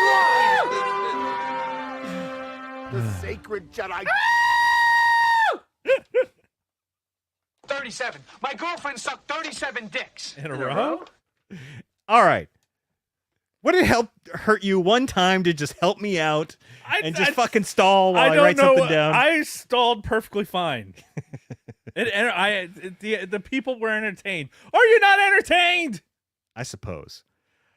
We don't have to go down the rest of these singles. Oh, that Will Smith song Miami came out. No, that came out in 97. I don't know what the fuck this was all about. Wild Wild West was a Yeah. Will Smith song. Blech. Was that in 99? According to this. Oh, shit. Huh. Wild Wild West. Yeah, so a Because lot of, that movie came out in Wild Wild West. going to the albums. So I actually had a bit of a flashback as I was getting ready for this episode. Okay. Because I'm going through like the top selling albums by week, and I'm looking at it and I'm like, holy fuck. Because I used to read Entertainment Weekly. I kept up with Entertainment Weekly like all the time, which always had like the music sales charts, the movie box office charts, things like that. Okay. And I always paid attention to stuff like that. And it was about this time in 99 where I'm starting to like look at these top selling lists and I'm like, well, I don't get it. Because I specifically remember looking in April of 99 and looking at the top album of that month and I'm like, who's Nas? Yeah, this guy Nas released this album, I Am. I'm like, who is that? I don't know who that is. And then like 2 weeks later, I'm like, who are the Rough Riders? Or no, that was a movie soundtrack. Oh no, it was either way. Like I'm hearing all this stuff and I'm just like, I don't understand what any of this stuff is. So yeah, that was one of the indications that I realized I was kind of out of the loop. Like, so to speak. like the loop is happening and you're not. I'm outside of it. Yes. So, yeah. Anyway, but some of the other best-selling albums, fucking Garth Brooks. Garth Brooks was still in the top of the charts at the end of the 90s because we talked about it as we've been going along. Yeah. Early 90s, he was huge. He had the fucking I got friends in low places. Which is still a fucking... Oh, yeah. And the thunder rolls. And he was still releasing shit. And he always seems to have an album every single year that makes the top of the charts. It hasn't necessarily be the top album, but it's always up there. Britney Spears, obviously, TLC. I don't know who Slick the Shocker is with the album Made Man. Like, who the fuck is that? Silk. Yeah, Silk the Shocker. Silk. With 2 Ks. Silk. The Yeah. Shocker. No idea. But not the Shocker. Apparently, he's from the Master P tree. But Master Petri dish. Yeah. Well, you know how like NFL coaches, they all come from a tree. Uh-huh. Fucking rap and hip hop is the same thing. Like Dre's got a fucking tree. It goes all down to 50 Cent and beyond. Uh-huh. While, I guess Master P has a tree that went to Silk the Shocker. So Ken's coming to kill me. yeah. Let's see. I'm just looking for anything else that sticks out. The end of the fucking year was all dominated by the Backstreet Boys. Their Millennium album came out, and just so much badness, so much Backstreet Boys everywhere. I wanted to die. I literally wanted to die. Limp Bizkit though made kind of this was the first time I had ever heard of them. was when the Significant Other album came out. Mm-hmm. I don't know if you'd Yeah. but this is the one that had Nookie and Break Stuff on. Yeah, this is like their kind of to me this is what introduced me to Limp Bizkit was this album. Yeah, I guess they it's in the binder. Yeah. Like I love Break Stuff. That was always my favorite song of theirs. Right. It didn't get released as a single until 2000, but break your fucking face tonight. Give me something to break. And that fucking bass, like, yeah, fucking About your fucking face. yeah, love that song.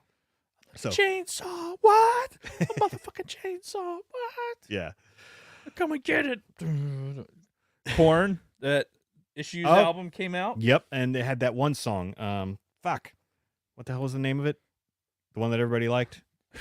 there was a handful of songs on there. Nah, but there was one particular. Hang on, I have it song. written down. It's on my others deserving mention. Yeah. Holy fuck, I gotta pee. We are taking a break here in a second. That's fine. Because otherwise I'm going to falling away from me Yes.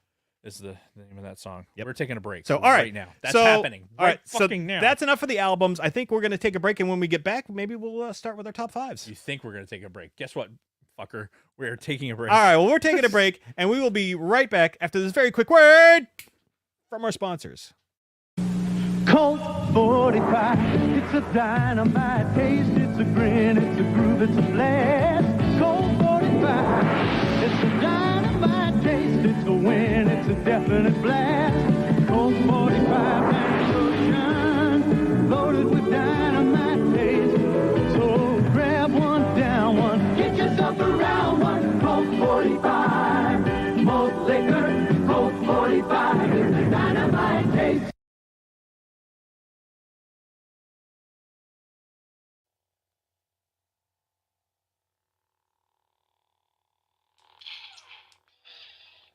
Anyway, let me get caught up with the chat and see what we got going on. If Deadpool is cool with BSB, I'm cool with BSB. I don't understand what that means.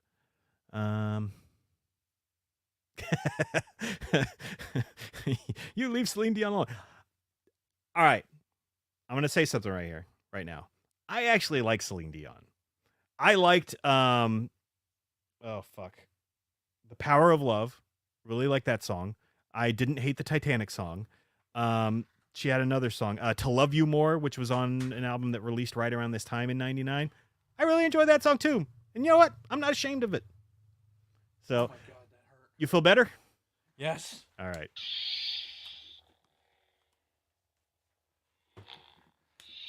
All right, well, I don't need one, so we can resume whenever you're ready.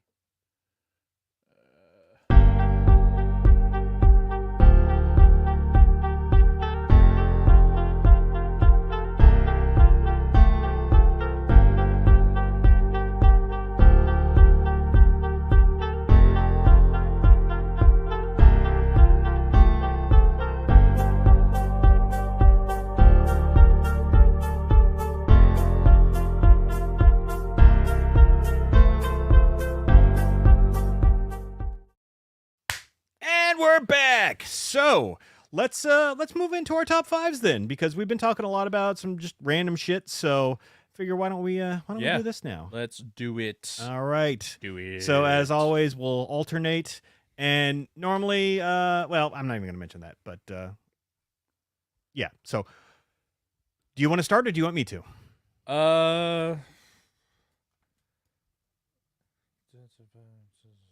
I'll start. Okay, go for it. All right. My number 5. This was a tough one. All right. So going through the list, and I wrote down a bunch of fucking songs. Oh, goddamn.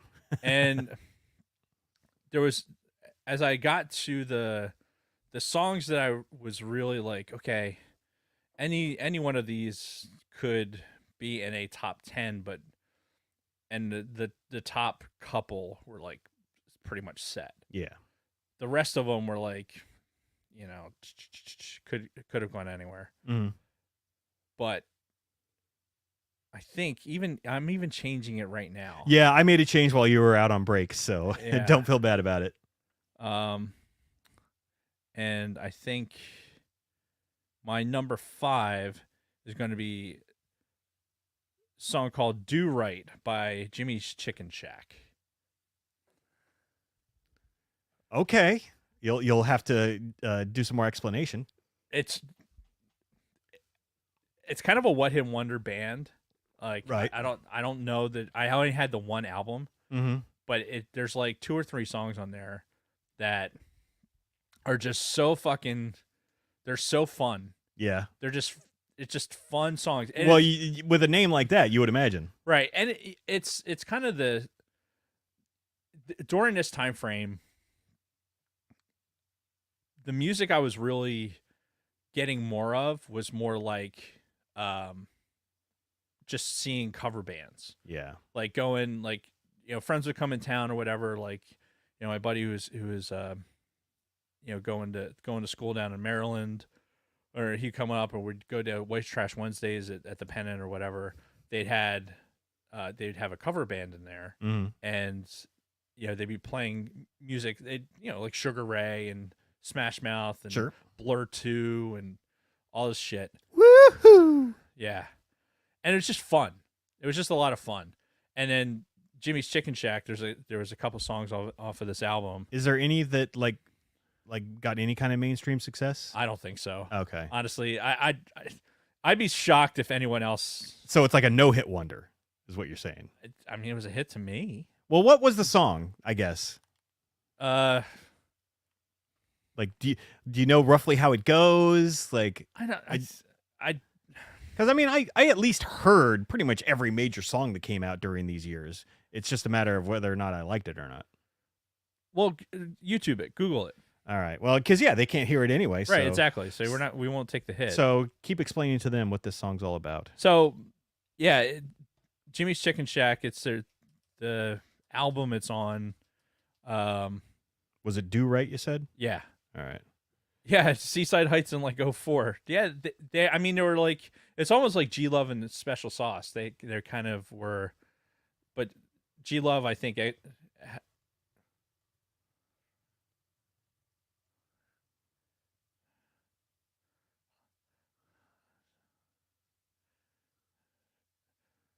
I've never heard this in my life. simple things. Doesn't sound cannot bad. go with me. Um, Could you tell me, please? What do I do? What do I do? What do I do? What do I okay, do? see, that's that. There's like, go on Apple Music and download the album. Each one has like this, like, Well, I'm just gonna wait for Supergirls, Lunar Girls playlist. yeah. Because I'm assuming she's gonna put that on there. Yeah, Lazy Boy Dash was a great song off of that album. What was it? There was another. It was like the What Do I Do? According to Lunar Girl, that's also a great song of theirs. yeah. But yeah, it's a fun album. There's a couple of clunkers on there, but overall, it's just one of those albums that you kind of put on like the CD, and that CD has gotten a lot of play. The one that's in the binder of justice. Yeah. And yeah, it's just a fun group to listen to. And as I was going through this list and coming across that it was 99 that album came out, I'm like, it was going to be in my top 5, and it no matter what, it's just where in the top 5 it was going to be, just because it has that just fun. I will listen to it anytime that comes on. Well, I see a white dude with dreads. I'm like, okay, I'm already wondering where this is going.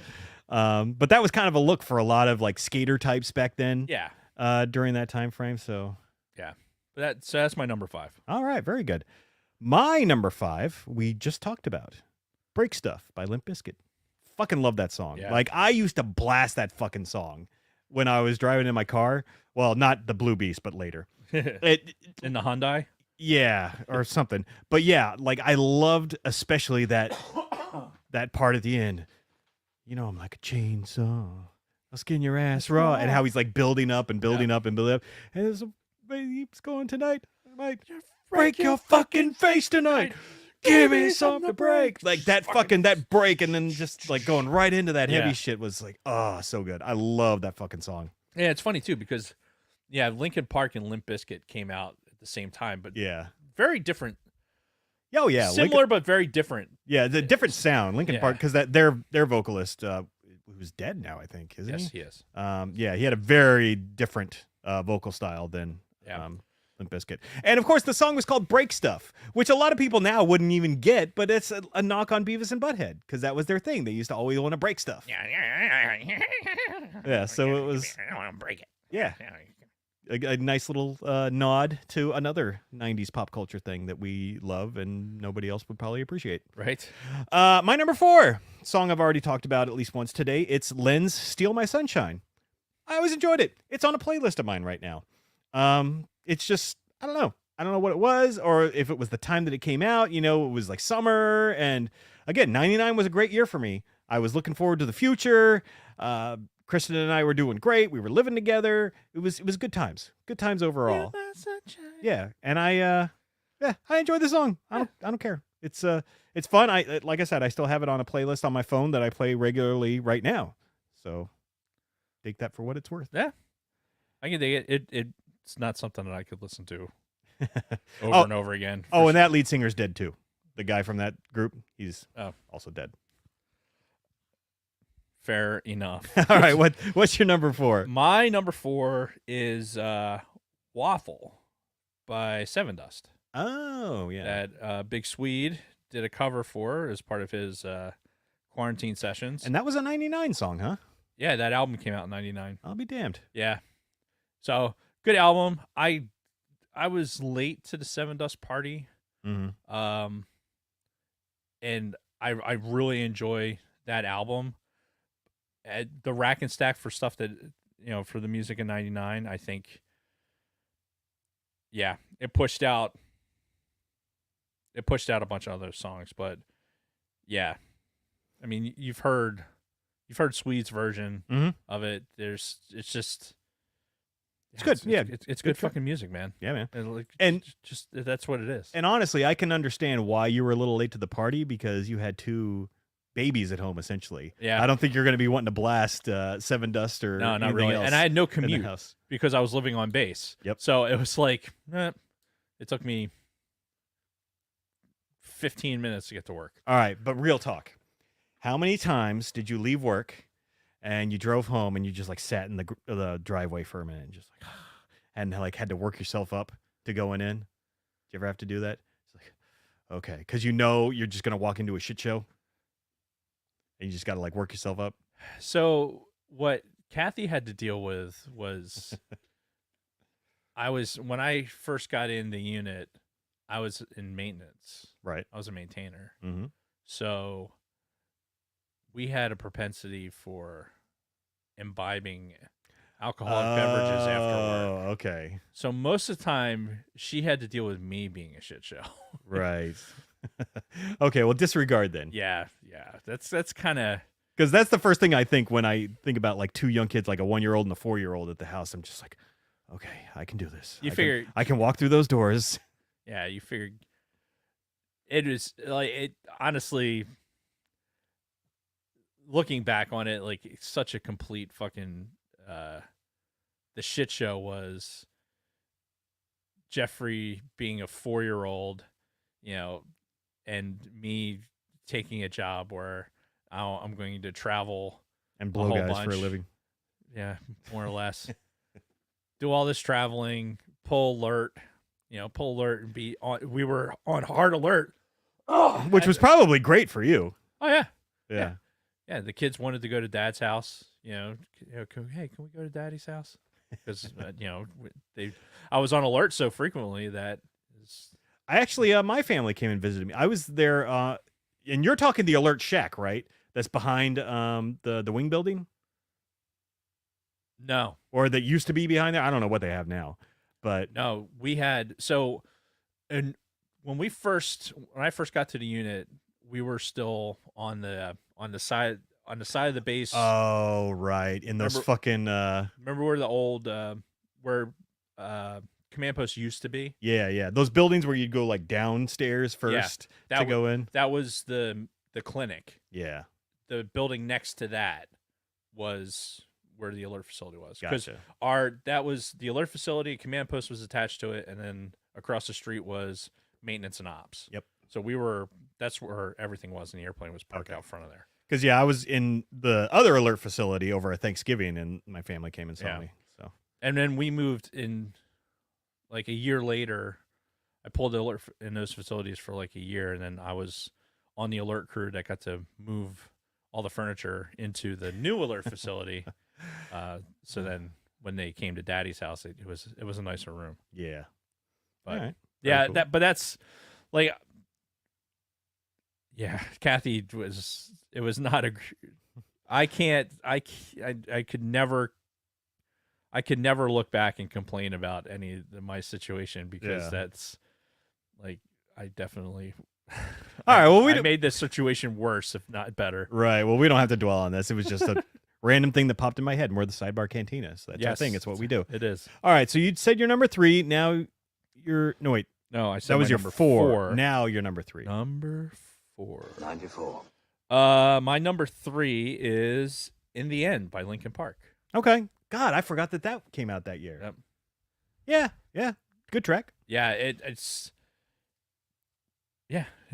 just a good song.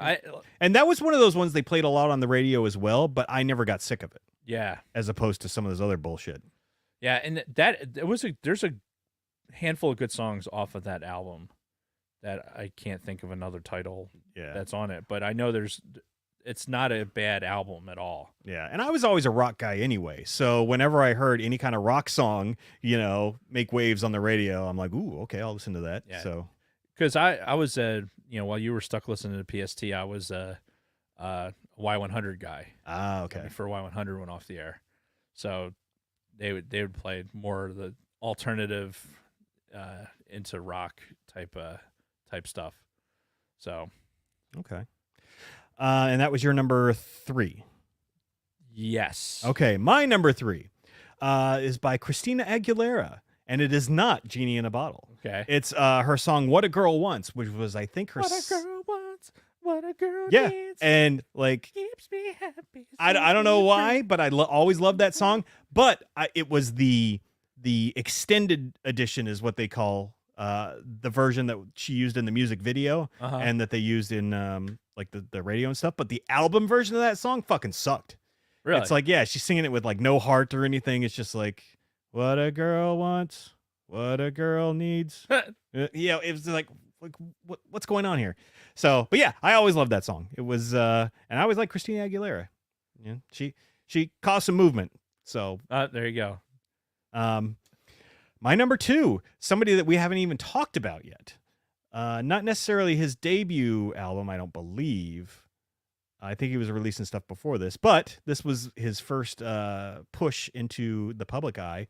Guy named Marshall Mathers, otherwise known as Slim Shady. Right. And he jumped into the scene with "My Name Is." Yeah. Well, I think this was his first Dre album. Yeah, because I think he had released some shit before, maybe Yeah. some demos and whatnot, but But this was like his first, like, no kidding, like, yeah. backed by Dre fucking production album. Yeah. Hi, kids. Do you like violence? I am, I don't mind it. I did, like, there's you know what it is? I think it's one of those things where, you root for the white guy that's it's the, hey, The white rapper. yeah, we're like, hey, we're the underdog in this.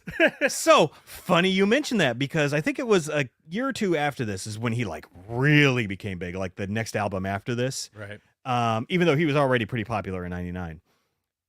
And I saw another comedian. I get all my information from comedians, apparently. And he's saying, what kind of a world do we live in where the best golf player is black and the best rapper is white? Like, what's going on? It was a simpler time. Indeed, It really was.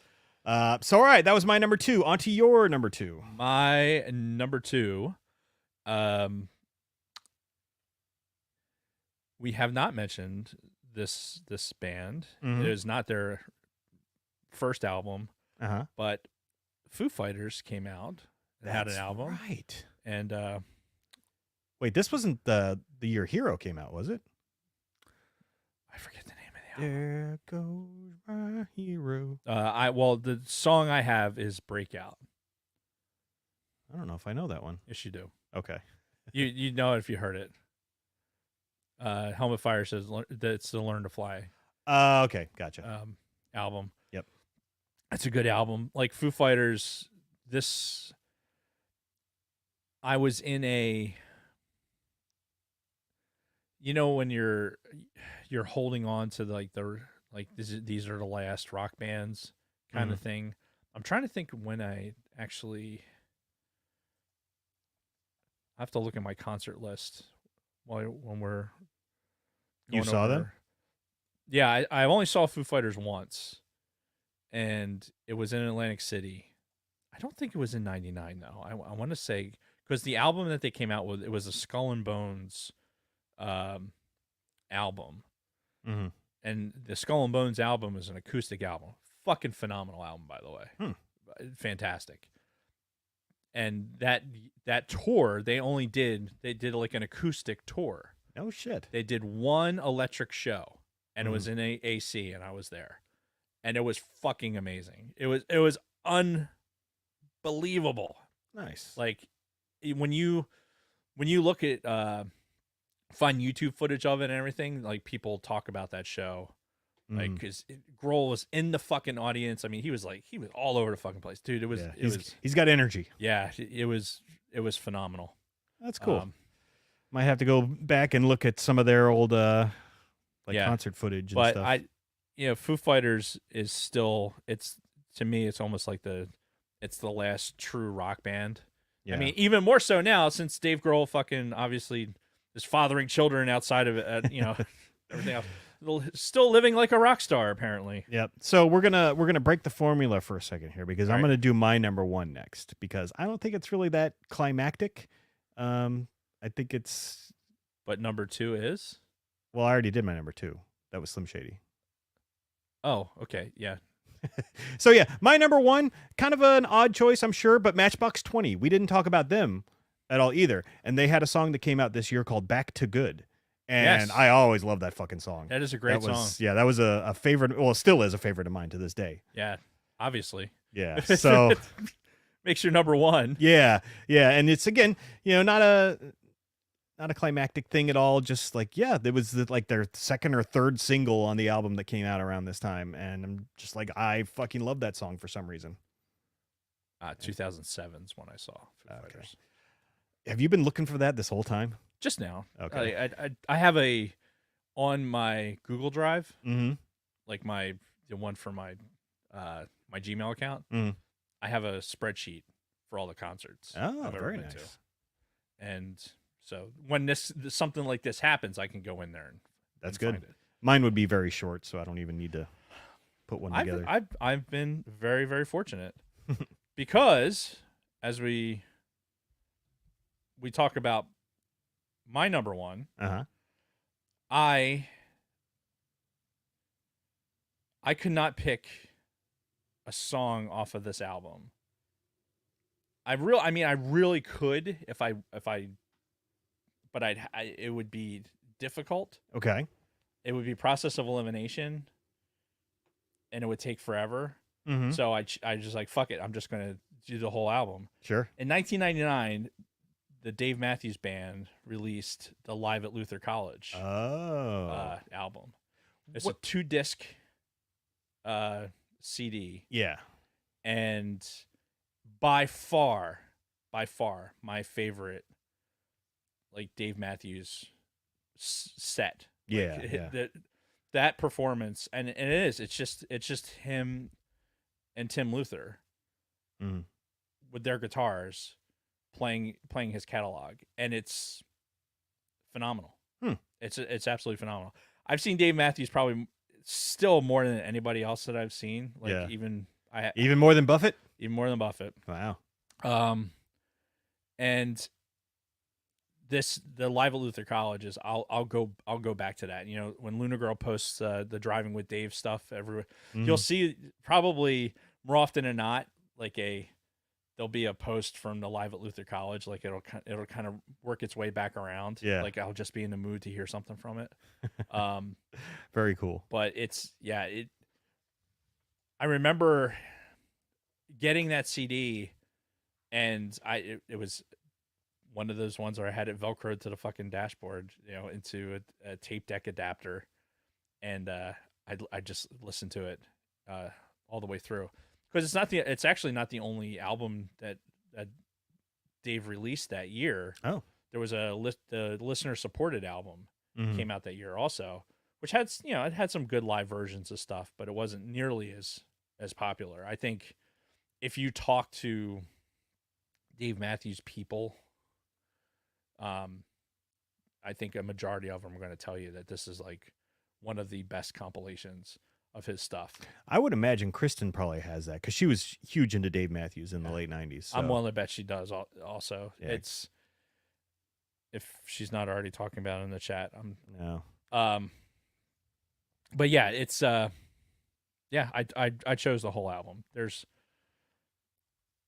Because the way he leads into songs, like one song into another, is almost, it's just like a flow that just it smooth transition and everything. Yeah, and there's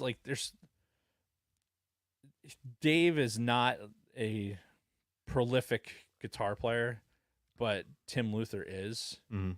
So like the kind of the little solo work, and as they get into more of the jammy part of it, it's really good.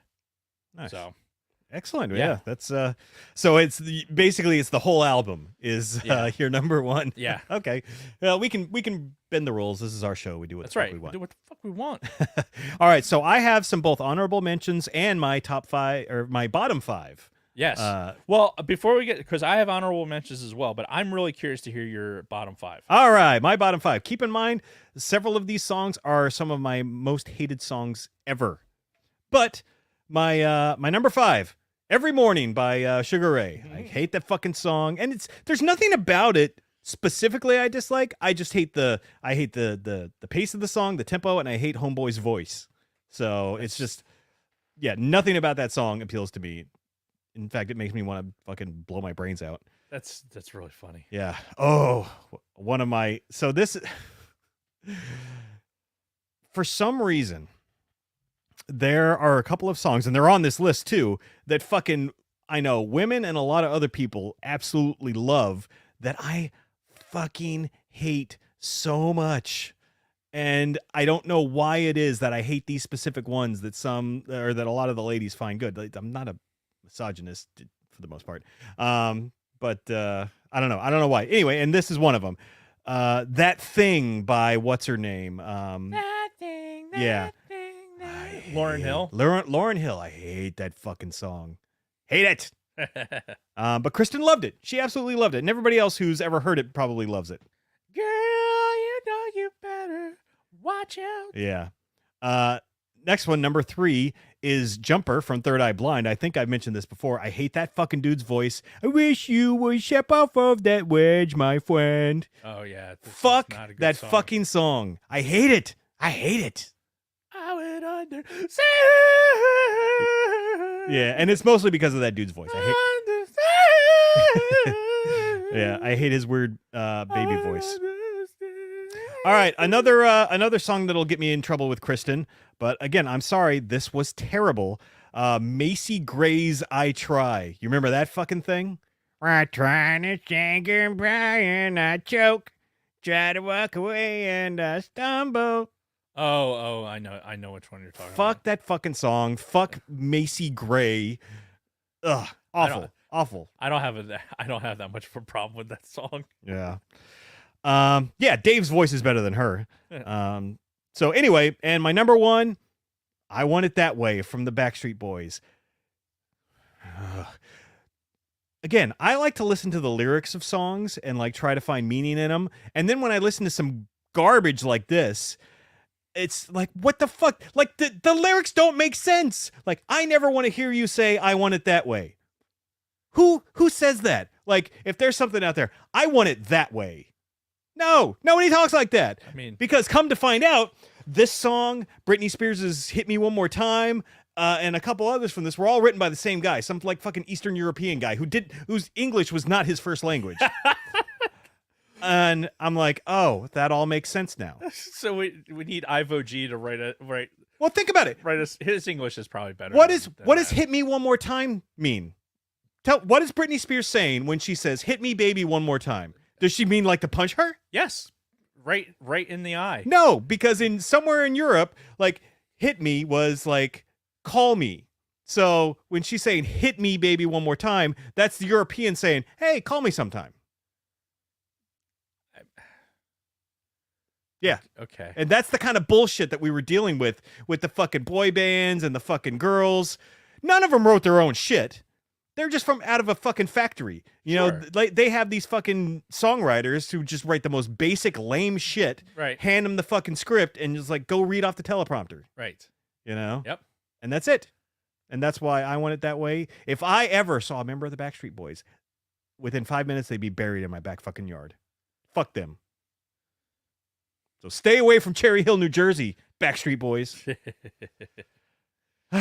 So that's it. That's my my bottom 5, so to speak. I got you.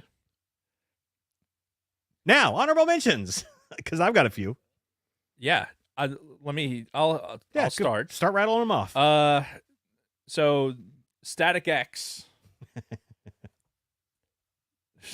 Going completely the other direction. Yeah. Static X had Push It. It came out and that's Push It. Push It real. No, Wrong Push It. Like, oh, sorry. Speed that up by a lot. And, like, really be angry about it. Okay. Like, push it real good. Like, then yeah, it'd be a lot closer. The Beach Boys put out a greatest hits album. Oh, like one of their better greatest hits albums came out in '99. You know, I kind of remember hearing about that now that you mention it. Yeah, it's I think it's the one. It kind of looks like a car dashboard. I think it's like blue and red. I can picture it in my mind. Yeah, because that was before I started getting into the Beach Boys. Yeah, so. Beach Boys were kind of on my list. Like it's weird. The eclectic Dave music category, right? It was the oldie station, you know, that could have some Beach Boys snuck in there, like the Drifters. Like I have a whole catalog of like the Drifters, Beach Boys, like this older music that go in there. And if somebody kicks that on, I can get into that. Sweet. Jimmy Buffett has of course, it always comes back to Buffett. Beach House on the Moon. Smooth by Santana.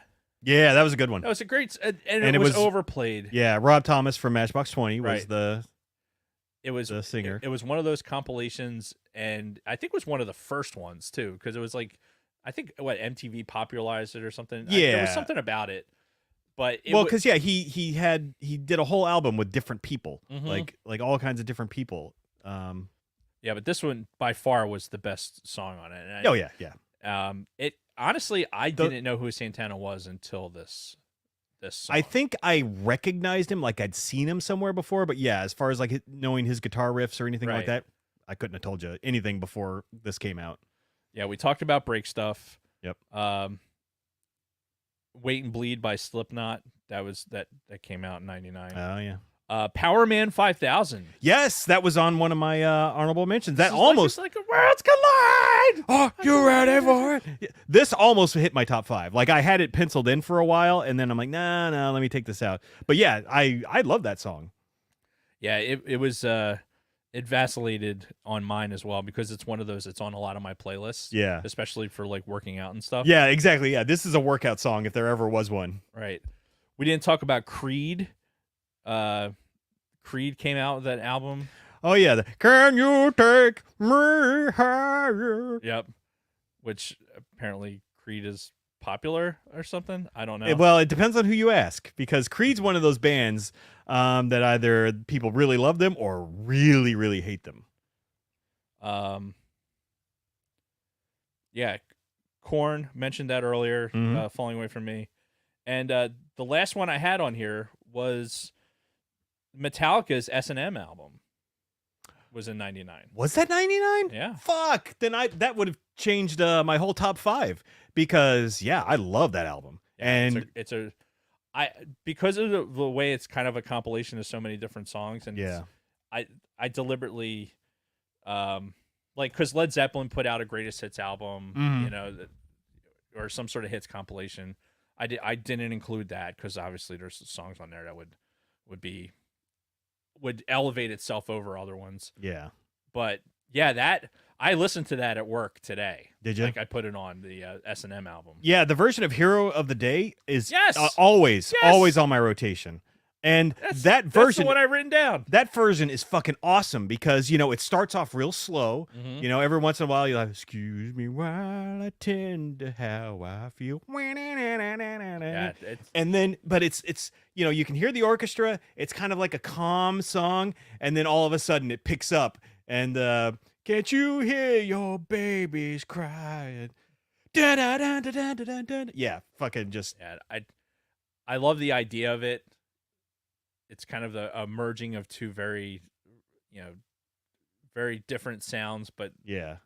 But I mean, Metallica's Great always sounds. been a great live band. So you throw them live with a full fucking orchestra with Michael Kamen conducting of all people, which God, he died not long after this. Sad face. But great fucking album, and particularly that song. But there's a bunch of good songs on there. yeah, I mean it's all of the big songs off of Metallica. As Four Horsemen is really good version. The Master of Puppets version is really good on this. Okay, I just got to take a sidestep really quick. We can get back to this, but Chantal just threw in some of the lyrics to "I Want It That Way." Let's listen to this. Tell me why? Ain't nothing but a heartbreak. Well, hold on. Tell me why what? What you kind of stopped your train of thought, and now it's a whole new thought. Now it's ain't nothing but a heartache. Okay, well, tell me why. Ain't nothing but a mistake. That's not what I asked you. Tell me why. Yeah, and then I never want to hear you say I want it that way. Nobody says I want it that way. Nobody Maybe if you're at Burger King. Yeah, that's about it. You can have it your way at Burger King. That's Everybody the else entire talks purpose like of the song, Yeah, everybody else talks like a normal human fucking being. except for like NSYNC and Right, the One Backstreet Boys. Direction and Though all these other. if we groups. did do like early 2000s music of, like NSYNC would be in there for me. I think it was 2001, 2002, whenever they did bye bye bye and it's gonna be me. Yeah, well, I mean, I fucking love both of those songs. That was the only like boy band stuff that I actually liked. yeah, No Leaf Clover and Human, two really good songs off that album. Yeah, the S&M album for the Metallica, it was a great album, and yeah, 99 was the year. Yeah. All right, well, let me run through some of mine real quick. Yes, I love the Bills song by Destiny's Child. right. Can you pay my bills? So, do you remember Blue by I can't remember the name of the band. I'm blue, da ba dee ba ba da. Yes. So, that came out in the US like maybe late summer of 99, somewhere around that time frame, but Kristen went to Ireland like in February of that year, something like that. Okay. And when she came back, she's like, "Oh my god, I heard the greatest song." And she's like, "It's like I'm blue," and you watch the video and it's these like blue aliens like bobbing their heads, and I'm like, "Okay." And then she found it on probably Napster and Right. had me listen to it. I'm like, "Oh, okay, I see. It's fun, got catchy." Right. And then finally it released in the US, and then it got overplayed over here, but I'd heard that song, months before it came out, for better or worse. That's awesome. Yeah, cuz shit hits Europe before here a lot of the time. Mm-hmm. Eiffel 65. Yep. So yeah, just another weird fact. Anyway, Lenny Kravitz, Fly Away. I'm pretty sure that was this year. The album might have been released in 98. I think we talked about it. Yeah. Cuz We talked about it in the list. Yeah. When we talked about the top 100. yep. I already have Worlds Collide, Power Man 5000. Yep. Now these are also two songs that we talked about in 98, but I listened to them more in 99. Millennium from Robbie Williams, and then the New Radicals, You Get What You Give. I love that song, and that got played much more in '99 than it did in '98. I'm pretty sure. Yeah, I mean, Don't let go. Got the music in you. All right, but anyway, yeah. So that's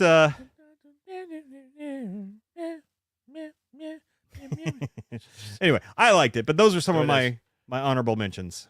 Meow, meow, meow, meow, meow, meow, meow, meow, meow, meow. But oh Meow. my god, are you done? Meow, meow, All right, how about you let me know when you're done? And while you're doing that, I wanted. meow, meow. All right, I'm done. Okay, I'm finished. Okay, now I'm done. So I wanted to mention Prince because obviously in the 80s he had the song 1999. 1999. Yeah. And for the actual 1999 year, he had several re-releases and remixes and stuff of the 1999 song that he pushed out, like a 12-inch single.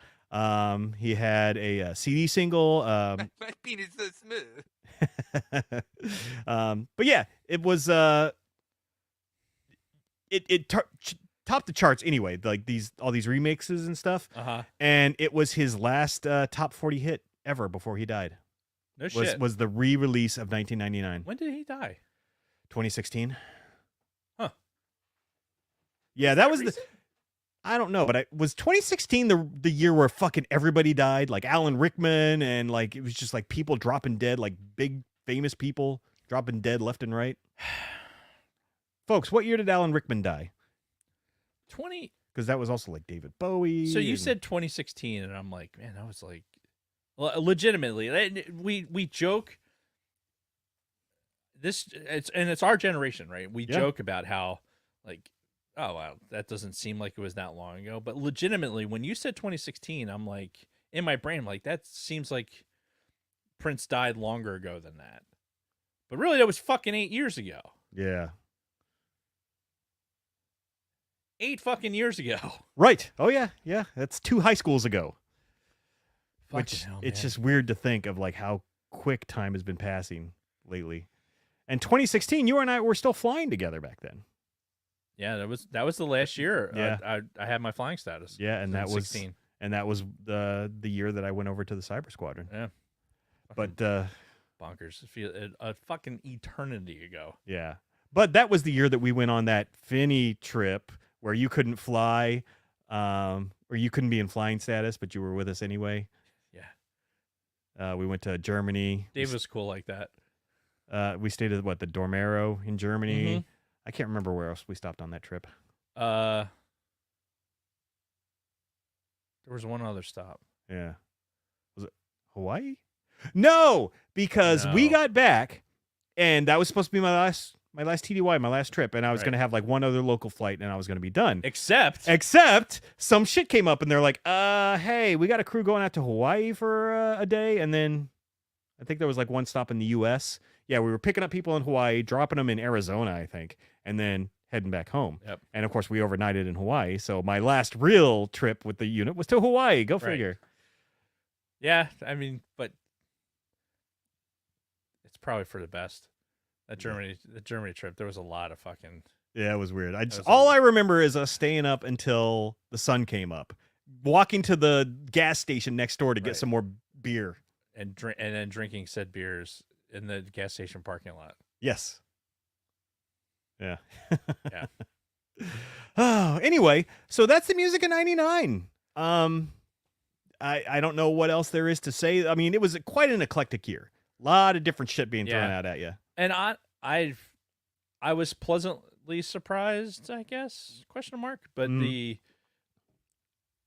I don't remember any, like when I sat down to start doing this, I'm like, I don't remember any good music. Yeah. From '99. And then I started to go through, I'm like, okay, all right, that one, and then that one, and I'm like, oh, we got that one. But I agree with you, like it was kind of the last vestige of really being involved listening to music. Yeah. Until like 2000. In 2006, when I moved off base and had a commute. Yeah. Then I started listening to music, but I was I was listening to podcasts. Like I was Oh yeah. I wasn't really listening to music. I was kind of in the rhythm I am now, where I'm like, I listen to music on the way in to work. Yeah. because I'm Kinda like get yourself worked up. yeah, I'm like a zombie. Yeah, I can't comprehend fucking audiobooks or anything Yeah. that early. I need music, Sorry, go ahead. and then yeah, and then on the drive home, I'd be doing all the podcasts and shit like that. Yeah. So a lot of sports podcasts. Oh, I'm like, sure. trying to keep up with college football and all the other shit, because working in the office with fucking Brinzer and Brad Jacobs, and like just trying to keep up with all the sports shit. That was most of the drive. Yeah. But anyway, yeah. So I'm sure you can find stuff in this year to really hate and really love. So, Yeah. Sorry, I forgot to take my pills when you Nah. were doing your week. Oh, it's I good. didn't take my pills. Didn't take my nighttime pills. Didn't take my daytime pills. So yeah. So next episode, 2 weeks Yes. from now, we're doing Lego Star Wars. yes, finally. Yes. Yes. And I'm not quite sure how we're going to attack this yet. Dave is going to have a lot more knowledge on the subject than me. But I will say, as I've been playing through the Skywalker saga, I see why you really like it. Like, it's very obvious, why this is so important to you. Yeah, and what's merging of two things that I'm very obsessed with. And how are you playing it? You're playing on Steam Deck? Yeah. So Which is awesome. and I'm playing it on a Nintendo 3DS. Oh, sweet. Yeah, like I just so happened to have one. Uh-huh. And it was like laying on next to my keyboard. Like I have this sliding tray keyboard, and there was this 3DS that's been laying there. Yeah. And then I picked it up and looked to see what cartridge was in there, Lego Star Wars. and it was Lego Star Wars. So and it's episode 1, 2, and 3. So here's a question. Are the versions on that, is it like, does it mirror the console version?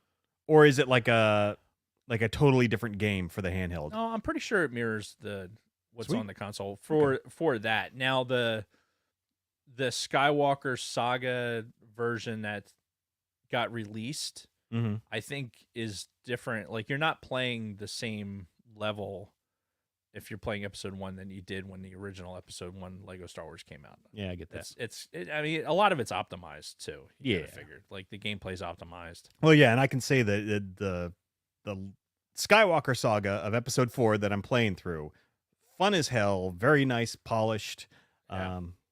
very Yeah, cool. and even honestly, even on a 3DS, like I'm enjoying it. Does it still have the soundtrack on the 3DS for the most part? I haven't messed with the sound. I don't know if the sound works on that Game Boy. Oh, Like, honestly. all right. Well, actually, I have a working 3DS, so maybe when you come back for that episode, you bring your cartridge. Yeah, we'll see if We'll, see what it does. Yeah, we'll rub it and see what happens.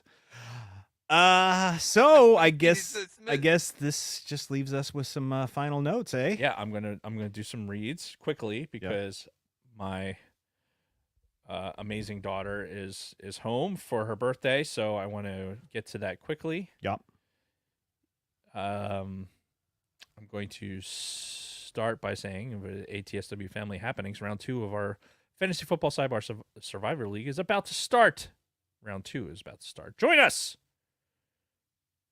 Survival League is easy peasy. Pick one team a week you think will win. 2 strikes and you're out until there's one last man or woman standing. Correct. DM Luna Girl. On our socials for details. Let's fucking go. Yeah, I'll actually Tom join Brady. this one. You know what? Tom Brady has this like LFG award that he gives on the show that he does. Huh. Like when he's doing the commentary. What does his LFG stand for? It's still Let's fucking go. Oh, okay. But it's like this like football that I always thought it was looking for group. It's looking for group sex. no, like- in MMOs, like Smith. EverQuest, World of Warcraft. If you're LFG, that means you're looking for a group to go fighting with.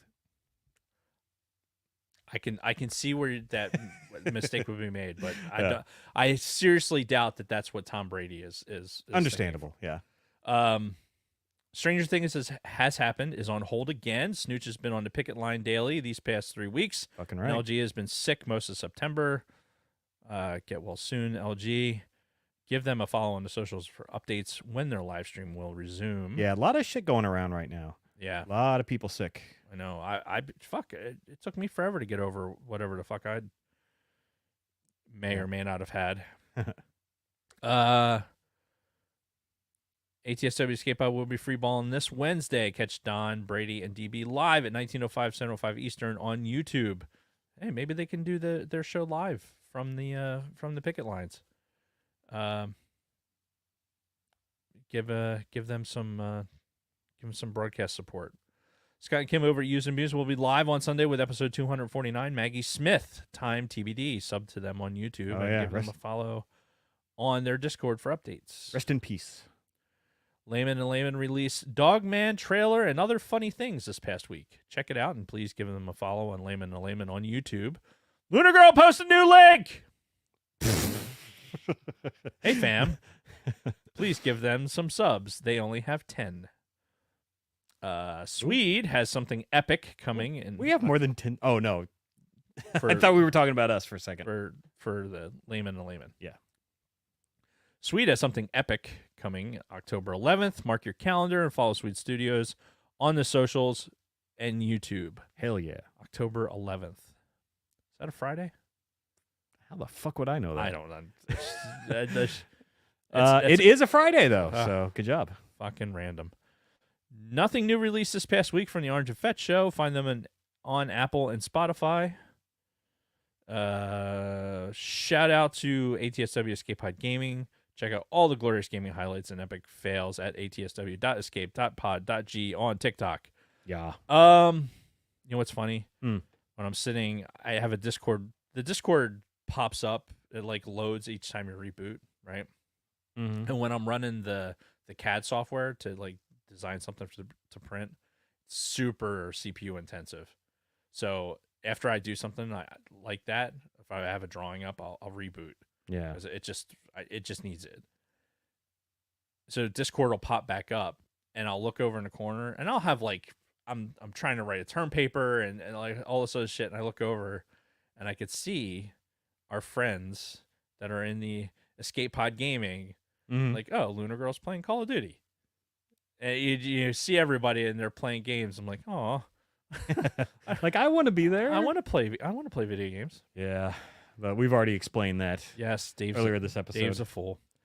Well, both of us. You can find us at the bio.link/Sidebar Cantina, where you can find our links to Patreon, YouTube, our audio podcasts on Apple, Audible, and Spotify, and all social media platforms, including X, Instagram, Facebook, Twitch, TikTok, and Discord. Once you get to the bio link, simply click the symbols under our pic to get to your platform of choice. You can also find all of our past Spotify mixtape playlists. Also in our bio link is our TeePublic merch shop. Choose from 7 designs on everything from t-shirts and hoodies, tote bags, phone cases, exclusive stickers and pin, wall arts, magnets, notebooks, laptop cases, pillows. Just about anything you can imagine. Nothing says loving like a naked Jason chick on a pillow. Go to bio.link/Sidebar Cantina and click merch. You know what I wanted to talk about for my week, and I fucking forgot? What's that? I can't believe I fucking forgot. Let me finish the reads, and then I'll get to that. Please, can I finish? Okay, I finish. We're going to have to make that a soundbite, I think. Can I finish? Please, can I finish? All right, I'm finished. All right, reviews. None. I just checked. All right, we need reviews. Yeah, we're closing in on a year with no new review on Apple. That's unacceptable. All right, I think a lot of it has to do with the fact that somebody isn't posting the content in a timely manner. Well, if it's not you not posting on time, it's me not posting on time. Right. So I will get better. I got papers to submit, so we'll get there, kids. But you could still write us a 5-star review on Apple or Audible. You could say, hey, fuck faces, post your fucking audio on time, Yeah. and then maybe we'll rate you a better review. I just figured the John kind of kept you He's kept you on point with that one. yeah, but he's behind a couple episodes, so it's okay. like yeah. Don't have an Apple or Audible account, our Facebook page or review feature too. Just screenshot your review before you hit done and DM us a pic on Instagram or Twitter with your name and address so Lunar Girl can send you a super cool ATSW's family swag pack. This is your chance to tell us your thoughts on the show. Jason or Jennifer Lopez or Hank or Edith or Mama or John Brokaw or somebody with fun will read your review word for word on our next episode. Or maybe Cher will sing it. I'm so mad that they couldn't hear that. Because it had worked. Oh, I wonder if I have to share the screen. Hold on. All right, keep reading. I'm going to see if maybe it's because I wasn't sharing the screen. Finally, if you catch us on Spotify, help us out. Click those stars. If you are listening to us on audio, please consider joining us in the live chat on Mondays. The chat is most definitely where it's at. If you are new to Sidebar, please subscribe. Ding that bell. Select all to receive notifications when we go live. Remember to smash that like button. It really helps us out. And thank you to all of our Patreon supporters. I heard it. Yep. So I'm going to try to share my screen now. Okay. And see if they can hear it when I do that. All right. And maybe that's the problem we've been having. Okay. All right, share screen. Patreon supporters, you are the reason why we do this. That's right. And you are the reason why you need to hear all right. that. So this was the clip. This was the clip that Sony Music was going to let us play to kind of, kick off the show. So let's see if you guys can hear it. Can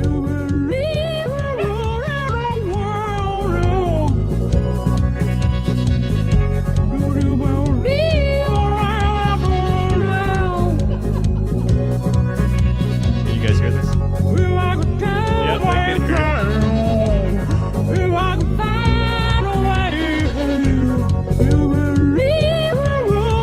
Okay, really quick. I got another one too. So hopefully we don't get copyright struck by this one. Oh, God.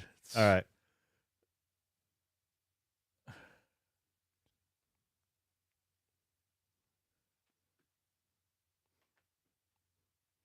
All right, I'll stop that one quick because I don't want to get copyright struck. So, Oh, it's so good. yeah. All right, I'll stop sharing my screen. Anyway, that's it. Okay. Well, yeah, thanks everybody for watching. Thank you for being patient with our every other week schedule. We appreciate it. We love you. And we'll see you in 2 weeks with some Lego Star Wars, I think. Yes. All right. Take care, everybody. We'll be on social media here and there, so we'll see you on there and then here in 2 weeks. Bye-bye now. Bye-bye. Bye-bye now. Bye-bye. All right, and I guess until next time, Dave and everybody else, go fuck yourself.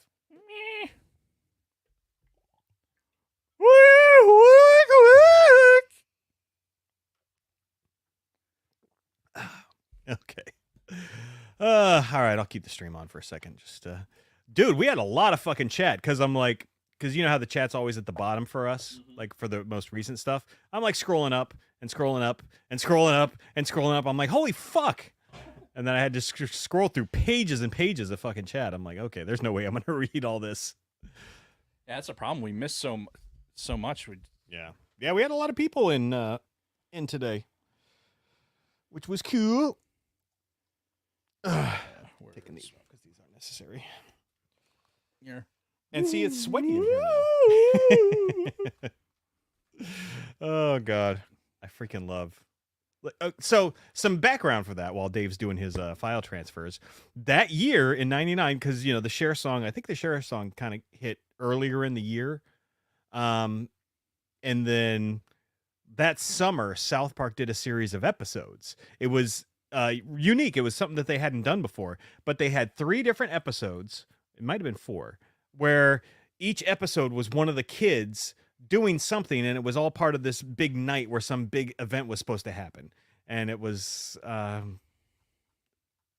of them was like the parents of all the kids got together for like a party.